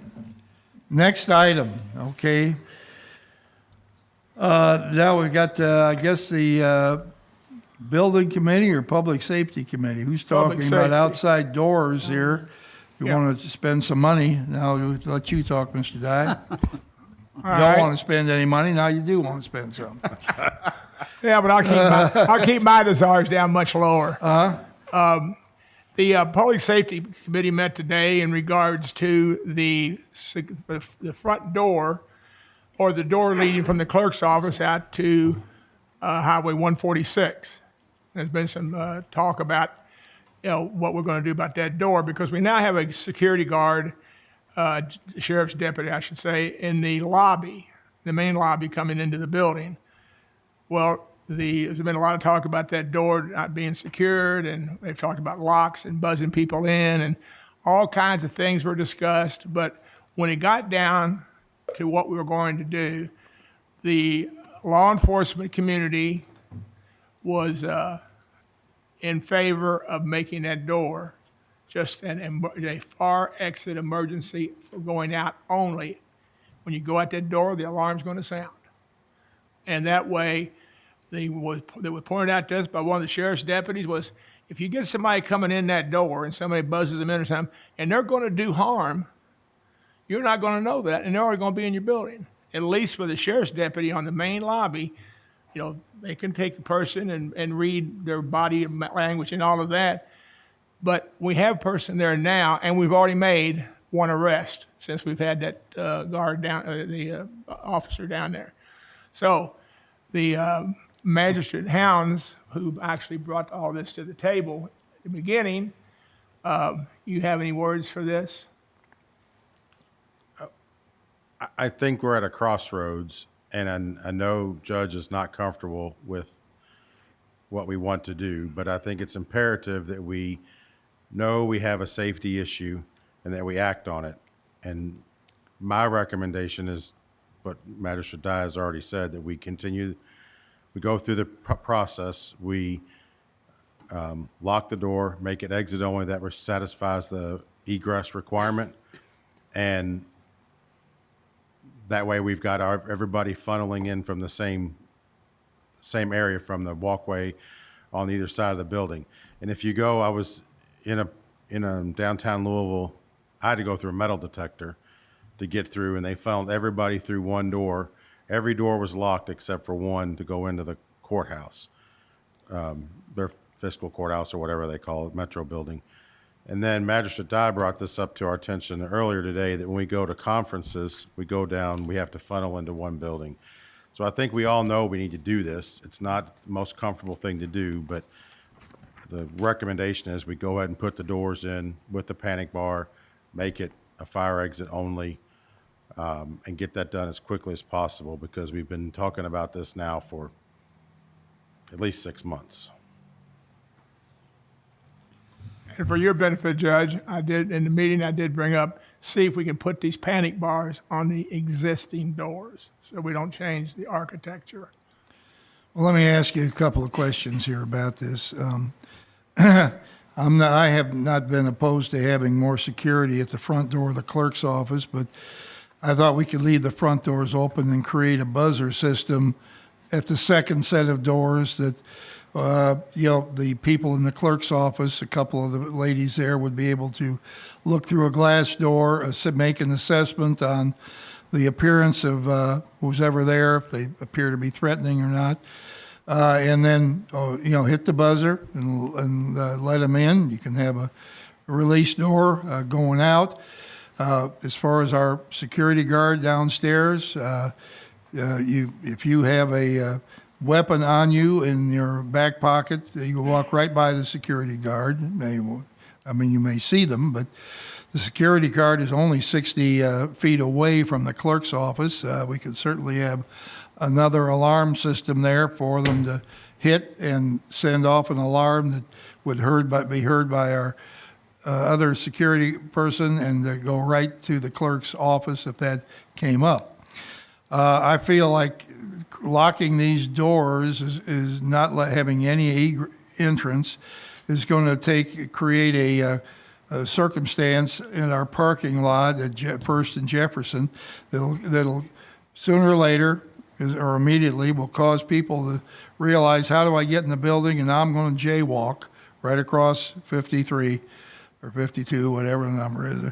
We're going to do a lot of jaywalking there to get across the street. We already had one girl hit and killed out there 4, 5, 6 years ago, as you know, by a truck. It's going to cause people to do jaywalking. Judge, that's why we want to send them to the intersection. That's part of it. Yeah, but they're not going to go to the intersection. They're going to take the short. It's just like when somebody lays out a sidewalk and you see a path through the grass that's a lot shorter.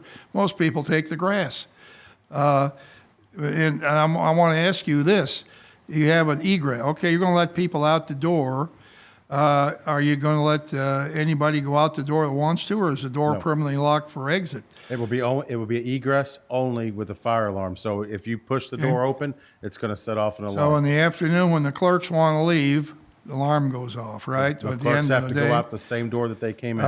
when anybody else from the building wants to go across the street to the courthouse, they're going to take the long way out, correct? We've asked the people that will be walking from this building to the other building, and they're not going to be cutting through there, taking they all shortcut. agree. They all agree that they are okay with that.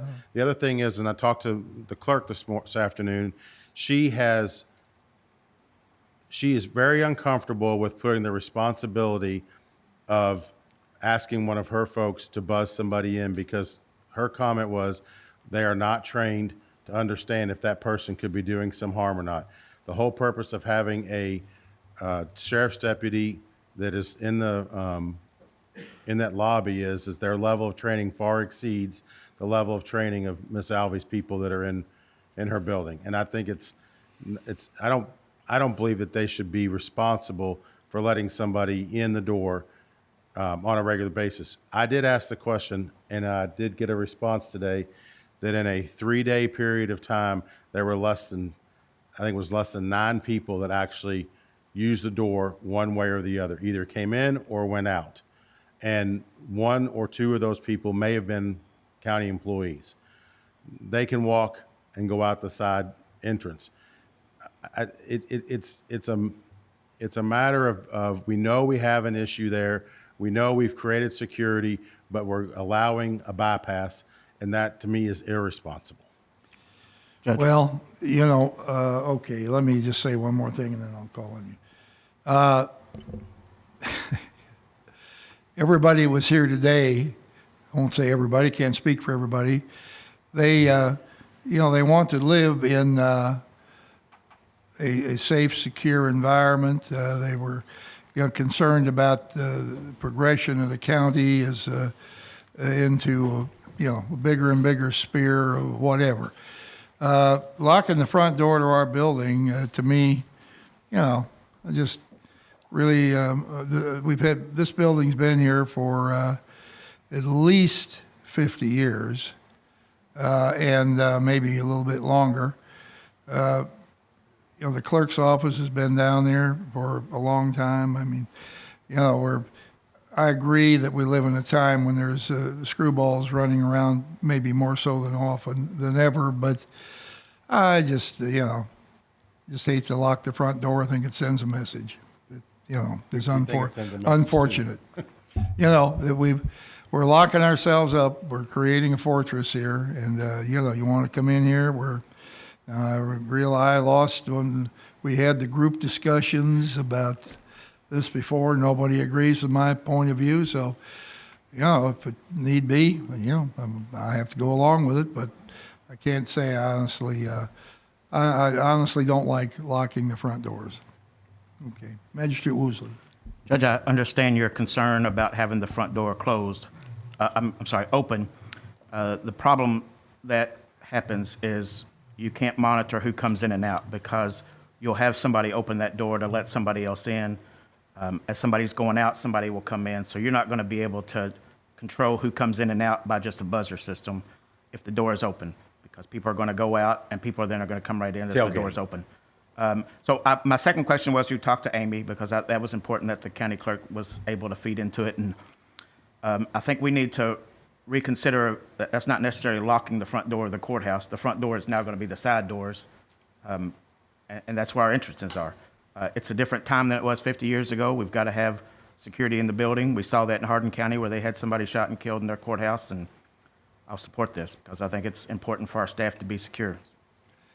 Well, let me ask this. Do we need a security guard at the South Oldham Government Center and at the Goshen Library? We may. Do they get the traffic we get here? Those are clerk's offices as well. Yeah, people walk right in. So, we may at some point. I don't know. Magistrate Hawkins. Could they buzz in and have the security guard right there in the hallway see their picture? Usually when you buzz into a place, it's not necessarily the person who's going to buzz you in sitting right there. I mean, couldn't that buzzer be in the middle where somebody who is, could a camera be put on the desk of the security guard that they could him buzz alerted in? when somebody presses a button and he looks at him on the screen to see if he's willing to open the door or not? Is that what you're saying? Right, and then he can also be aware that somebody's coming in and out of that door. I don't know. That seems like a good compromise, maybe. What's the Public Safety Committee think about that idea? I asked that question of one of the deputies that sits there, and his comment was, No, it would be on the sheriff, and Julie's not there anymore.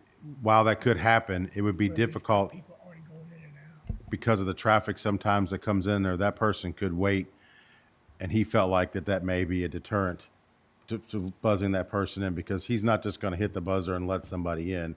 He's going to do, to Magistrate Hawkinson's kind of, okay, can we let this person in? The time frame that's going to take, that person could have already walked in the side door and been in the building, was his point. I'm not describing that well, and I apologize. I'm not. No, that's all right. I think it could be done a little less time than that. But I think it'd be irritating to have a door right there, somebody come up to it, and then be told that they have to walk around. It happens all the time. It won't be the outside handles. Yeah.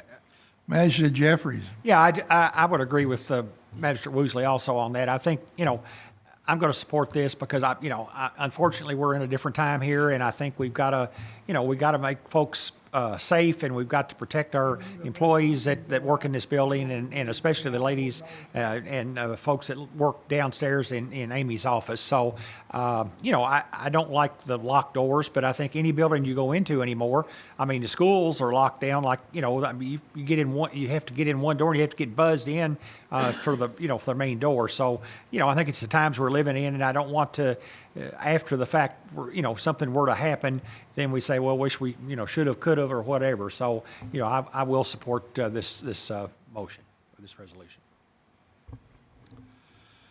Okay, well, okay, I'm gonna lose this, see it coming, but, yeah, I mean, are we gonna have a security guard at the community center at night, that when we have events there? I mean, where does this end? It just keeps, it Judge, just keeps going on and on. It's not gonna end. And the what if, under what if, I mean, I don't know. Okay, you all want it there? We're gonna give you a carrot. We'll let you help design the doors. Well, I'll we won't pick the take door. Bob. We won't take Bob Dye's advice on the doors. Right, yeah. Well, I I've thought he seen, wanted that other door. I said, all he needs is some pressure bars. yeah. Panic. And no key fobs on the front door. So Correct. no one's coming in that way. No handles Correct. either.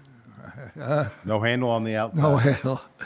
I mean, All right, I'll I make don't a like it, motion. but I see it coming, so, okay. And I make a motion that we concur with the Public Safety Committee of permanently locking the 146 doors to the clerk's office and the installation of, what are they called? Panic exit. Panic exit only. Panic exits with alarm. It'll have a fire alarm sensor on it also. Yeah, fire alarm system, sorry. Would you mind amending your motion to direct me to put up get some kind of signage at the intersection of Jefferson and 50, the highway there, telling people, enter the building this direction? If you want, I don't think you need us to tell you to do that, because don't you, is that a your I sign? love signs. Is that Yeah. a your sign or a John Black sign? Is that your sign or John Black sign? I'll get something out there. I'll second. All right, moved and seconded. We lock the front doors, and all in favor, please say aye. Aye. Motion carries. Okay, and I abstained on that. Judge, I can't vote for it, but I'll go along with the rest of you. Huh? say, it doesn't hurt to lose one. Yeah, I know. But yes, it does. Yes, it does. Okay, where are we here in the mix? What are we going to tackle on next? Huh? Personnel. County Road Aid Cooperative. County Road Aid Cooperative Agreement, Jim Sullivan. Thank you. Not to be confused with the LGEA CRA earlier. This is the agreement to take 3% of the county road aid and I guess assign that to the rural municipal road aid department, and that's used by the state of Kentucky for emergency road or culvert repairs. If you remember, or for your awareness, we over the past 6 years have utilized this 3 times. Once for a large sinkhole on Rutland Road, once to repair numerous culverts that were damaged by flood and rain on 18 Mile Creek, and then within the past couple weeks, bank stabilization on Hidden Valley, which equals a total of about $250,000 over that time span. So really, we have benefited in being able to utilize this, and we can only utilize it if we contribute to it. So I'm asking for the fiscal court to approve Judge All right, so Executive that comes Vogel. up to 27,000 or something like that? Yes, I'm sorry. Right now, we're looking at the county road aid amount is $917,776.50. So 3% of that is $27,533.03. Okay. Is there a motion? Judge, I'll move that we do that. It did come before the road committee, and that was the recommendation from the unanimous decision from the road committee. So I'd recommend that we allow the 3%, which is the $27,532.03, to go for the road aid. And that's supposed to be a roll call vote, isn't it? That's correct for the resolution. Is there a second? I'll second. All right, moved. Motion and second. Roll call, please. Holly.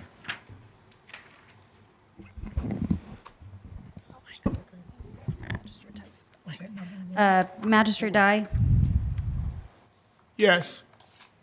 Magistrate Logston. Yes. Magistrate Hawkins, Yes. Magistrate Hounds, Yes. Magistrate Jeffries, Yes. Magistrate Woosley, Yes. Magistrate Likens, Yes. and Judge Vogel. Yes. Motion carries 9-0. And Judge, could I ask Yes, Jim sir. one quick question on could you just give us the numbers on the Hidden Valley? It looks like it's not going to cost us anything, the county? That's correct. So the original estimate that we received from the contractor was $140,000. After initial inspection. So the Rural and Municipal Aid Department had committed to reimburse up to $100,000 on that project. After it was completed, based on the quantities utilized, it was about $87,000. So we should get the total amount back. Nice. Thank you. All right, Thank thank you. Personnel actions, is Tina Schaaf still here? All right. And I knew you would be. Well,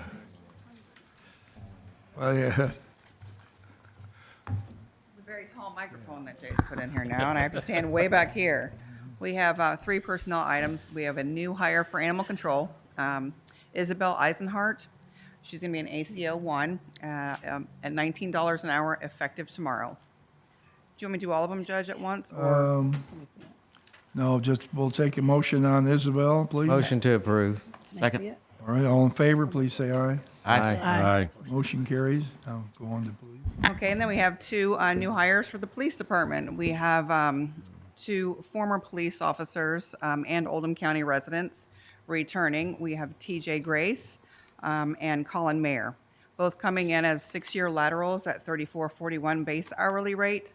TJ is scheduled to start tomorrow, and Colin Mayer is scheduled to start on the 9th. Motion to approve. Second. I have a question. But Magistrate Dye? This 6-year lateral is, I thought that was usually a 5-year lateral. Is there an increase in pay there? Slight, I think about 60 cents an hour, but I think we've, 60 cents an hour, that's it? It is the rate between steps, yes. Okay. Is that the new rule, 6 years? well, you know, we have to talk about that because we are bringing in people with more than 5 years of experience, so this is the beginning of their 6th year. Oh. They already have 5. Theoretical question. Somebody came in with 15, would you do that? Would we 15 years experience? they'd come in at 6 years. But what if somebody came in and one, you were going to hire him and had 15 years experience? Say that again? What if somebody came in and he had 15 years experience? Would that No, he would start as the 6th year. Okay, so that's the new, that's Correct, the Chief? new top. Okay.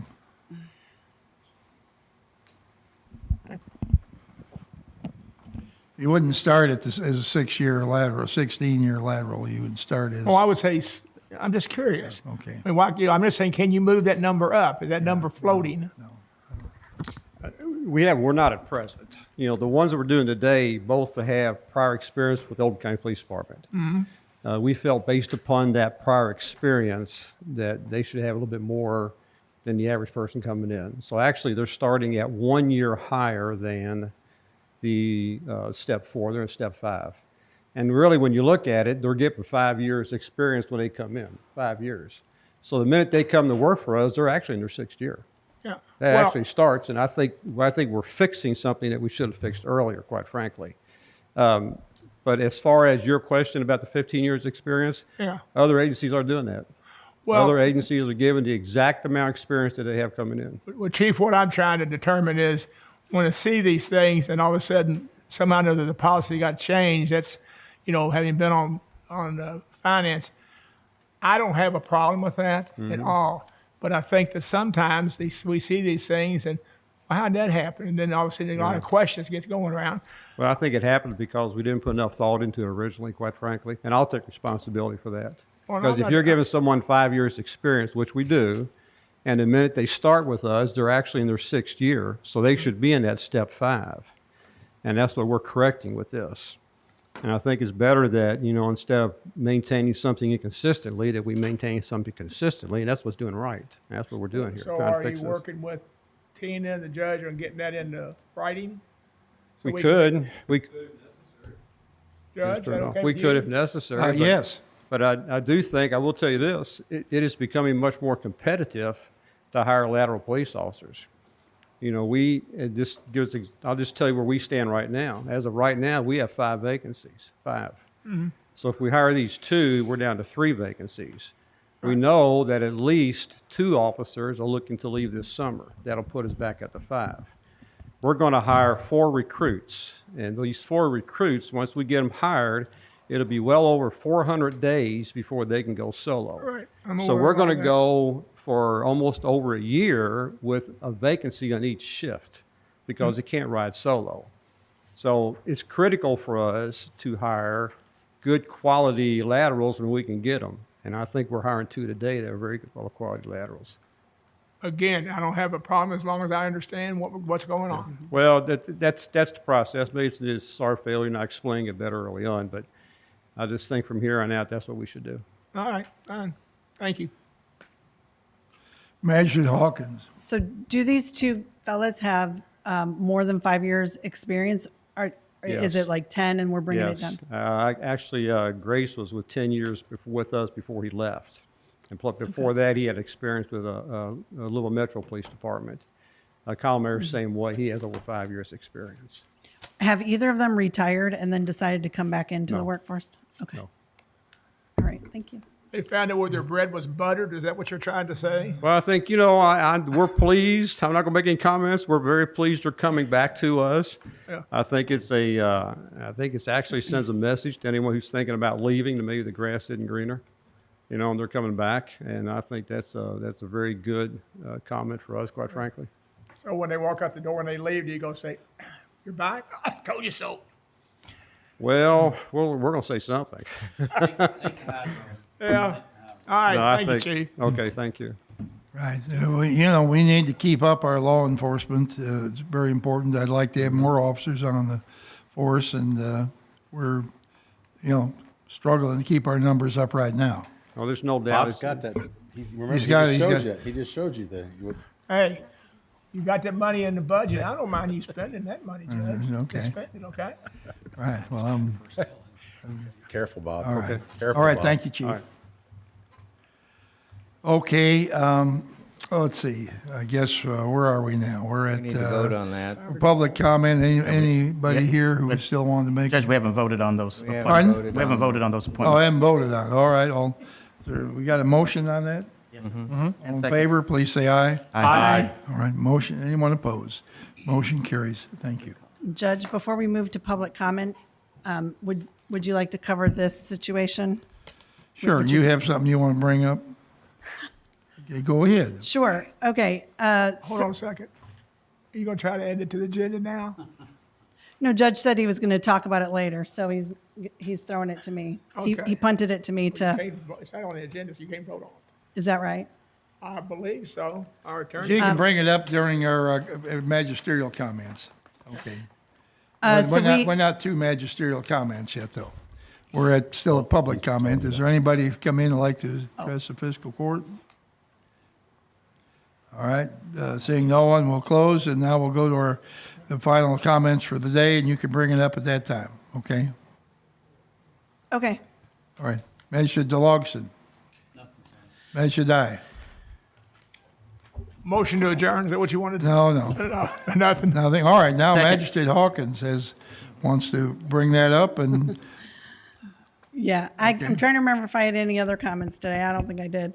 But Judge put out a survey about which proposed name do you like best, and this is to vote for the chapel that was built in 1888 that the fiscal court paid to have refurbished over the last several years.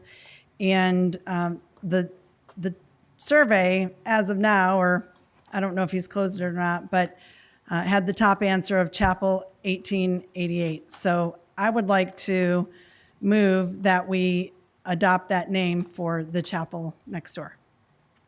And the tagline under it on all the splash page for the website or the plaque that could be put outside is Chapel 1888, Oldham County's premier event and reception center. I've got it could be on the napkins, it could be on but anyway, this was the top vote. So you're adding to the name? all right, Magistrate Woosley. Oh, no, No, it was the Magistrate top Jeffrey, sorry. Sorry. Sorry. My concern, I thought today in your all's committee, in the committee, was that, they were going to remove all but the top four and then ask folks to, comment or whatever again and on what, what the communities you thought was on that and not, I didn't know we were going to do that today. I don't know that I'm ready to vote to. That's what I understood, but they're rushing to judgment. Yeah, I mean, that's my position. I'm not saying I don't like that particular name, but I think I want to get the community involved and make sure that, we've got a fairly large majority that supports that name. So, I don't know that I would be willing to do that, make that decision today. And the community has been involved. There were 447 responses. Out of 70,000. Okay, I know, that's quite a bit. Magistrate Likens.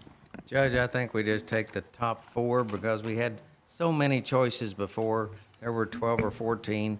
And let's just take the There's a top number of 4 responses. and get 8 votes, and the winner percentage. is the winner of the name.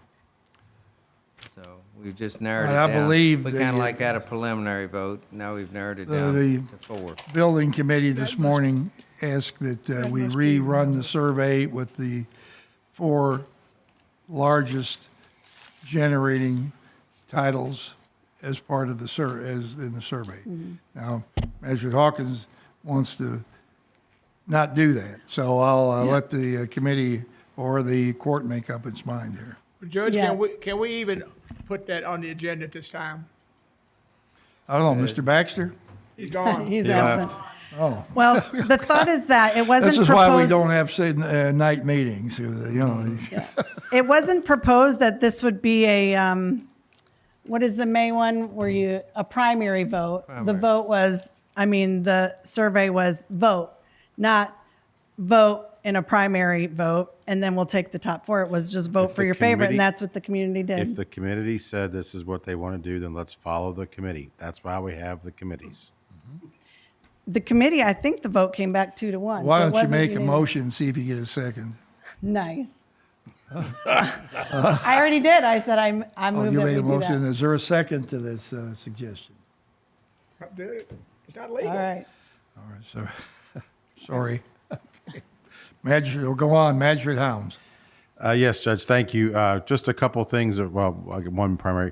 The Crusade for Children started on Monday. You'll see firefighters at intersections and going door to door. If you're able to give, great. If not, just be careful when you're driving that you slow down at those intersections, and that's those folks that are out volunteering to collect money for the Crusade for Children. We currently, I think we're doing a pretty good job of speed in some areas, but now school's out, and I know in my area and in the neighborhood that I was in on the way up here, there were kids running the streets. Not opposed to that. I did it as a kid, so don't want to pick on those, but we need to be very careful now that school's out, that there may be a few extra younger people out running the streets, legitimately getting exercise in that, but please be cautious when you're driving the neighborhood streets. Thank you. Magistrate Jeffries. Yes, Judge. This comes up every year, and I'm getting several phone calls about some confusion about the burn ban in Oldham County. I think I've talked to you about it or whatever, but I've talked to Bo and I've talked to Zach, and there's some confusion about when folks are calling in to say they're going to have an agricultural burn, that they're being told that they can't, and they could be subject to $25,000 fine. And I know this is usually sent out every year before the May 1st start of this. And number 3 on that, what is during these months of the no burn ban, the open burning activities allowed are, and there's 7 of them listed, but number 3 is fires set for recognized agricultural, silviculture, range, and wildlife management practices. And so that's one, activity that's allowed. Now, I think folks understand they need to call dispatch and, let them know when they start the burn, and let them know and then call them back and let them know when the burn is completed. But I think there just needs to be some clarification about that, because folks are confused and have called me. I've gotten several calls about, can I burn or can't I burn? So I think we just need to get that clarified so that dispatch gives out the same message when folks call to ask about that. So that would be my ask. Okay. Beck is here. He can. I'm sorry? The assistant dispatch director is here, so he can address Okay. that. Oh, okay. But I think we need to get clarification on that if we could. Because there's a lot of confusion out there.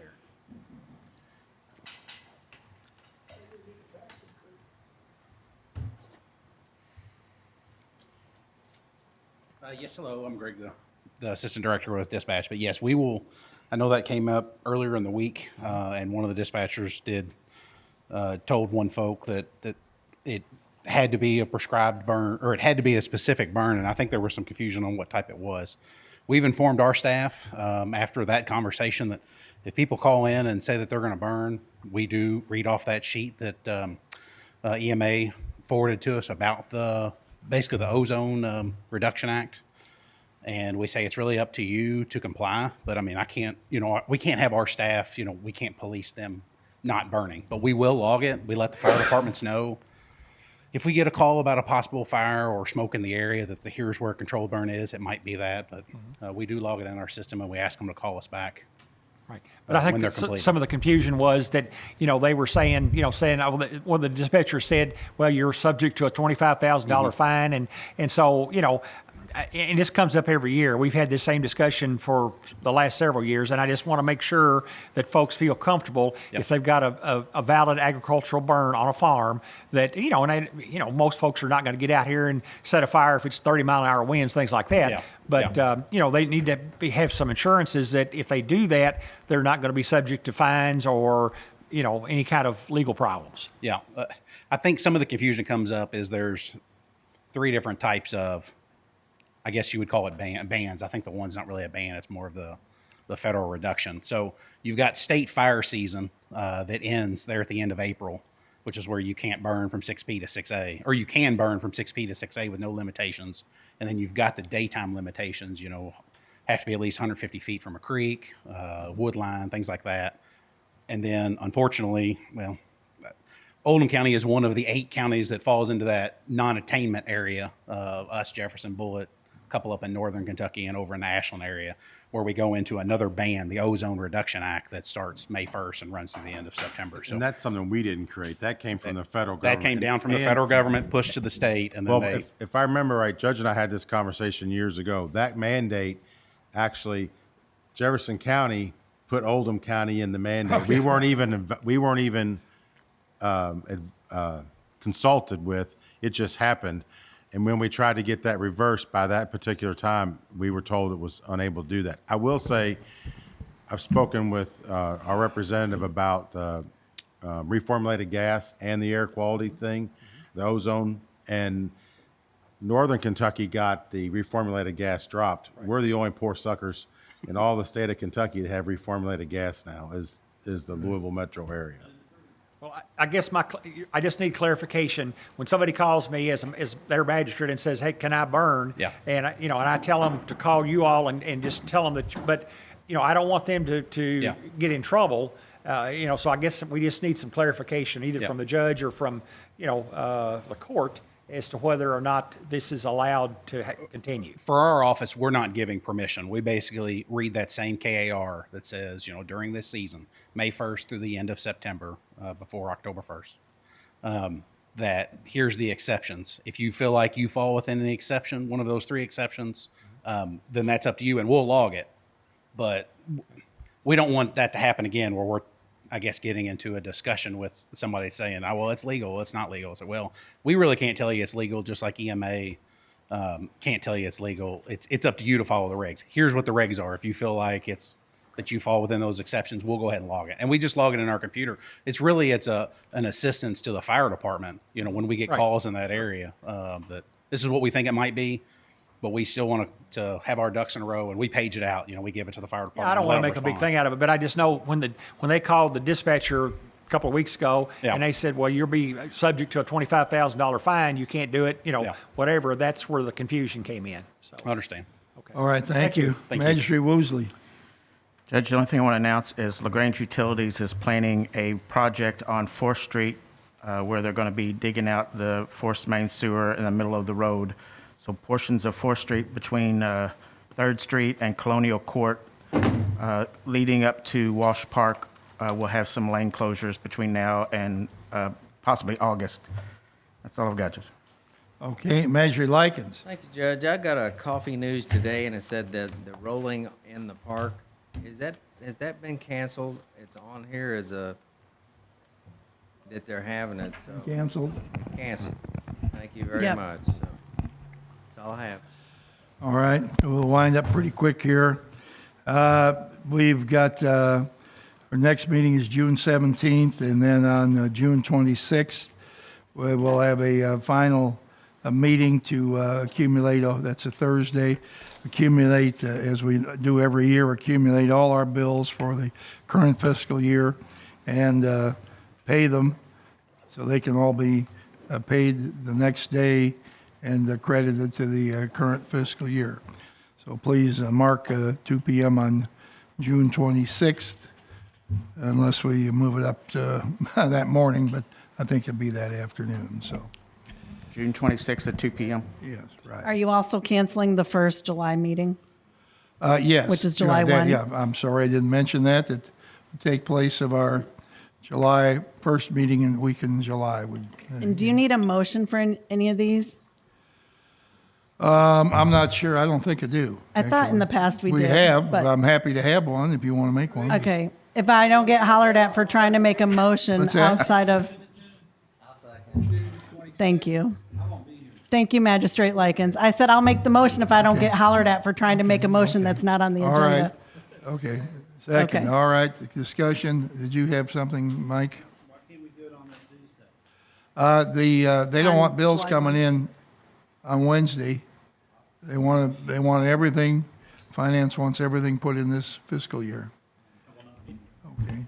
I won't ask you, you going to be in California or somewhere? Or? South Dakota? What day South are you Dakota? gonna be here? Washington? Huh? 24th, yeah, I know. Okay, so, all right, got a motion second. All in favor, please say aye. Aye. Can I clarify that? Is your motion to have the special meeting on the 26th or canceling the July one? It was going to be both. Oh, Okay. Go ahead and cancel That's our all first part of July it. mean and then schedule a special meeting for 26 June at 2 p.m. okay, we had a meeting today. We're going to keep moving forward with the regulations for a data center. The regulations are important to everyone sitting here, just as much as they are to everyone in the community to create regulations for a safe community for our citizens. Those who have stayed to the end have heard a couple of needs expressed for more revenue. If a data center can help us with revenue, it won't be poor for everyone. But you can shake your head, but yeah, we're going to get it. Don't say we won't, or they're not coming in. But I don't believe it. But we'll be careful about everything. I would like to explore, Alan, the heat, the heat reduction district or whatever you called it there. I think that's a great idea if this thing goes through and it can help other people. All right. Karen wants to talk. Come on, Karen. We'll, I just want everybody to know that someday they're going to move out, and you better have a fund to clean that up. They kept telling us in California that none of the nuclear power plants would go out. Every single one of them has been closed, and now the state and the taxpayers have to pay the bill. That's wrong. Start with some kind of fund to clean up their mess. well, they might be required to have a deconstruction bond, somebody to pay for it if something happens, I mean, we're not out of ideas and we're not, totally, we're getting ourselves educated and we're going to keep getting educated. So, and I agree. I mean, so. Judge, the second reading for the moratorium will be on the 17th. Yes. Okay. Right. That's what, well, wait a minute. Pardon?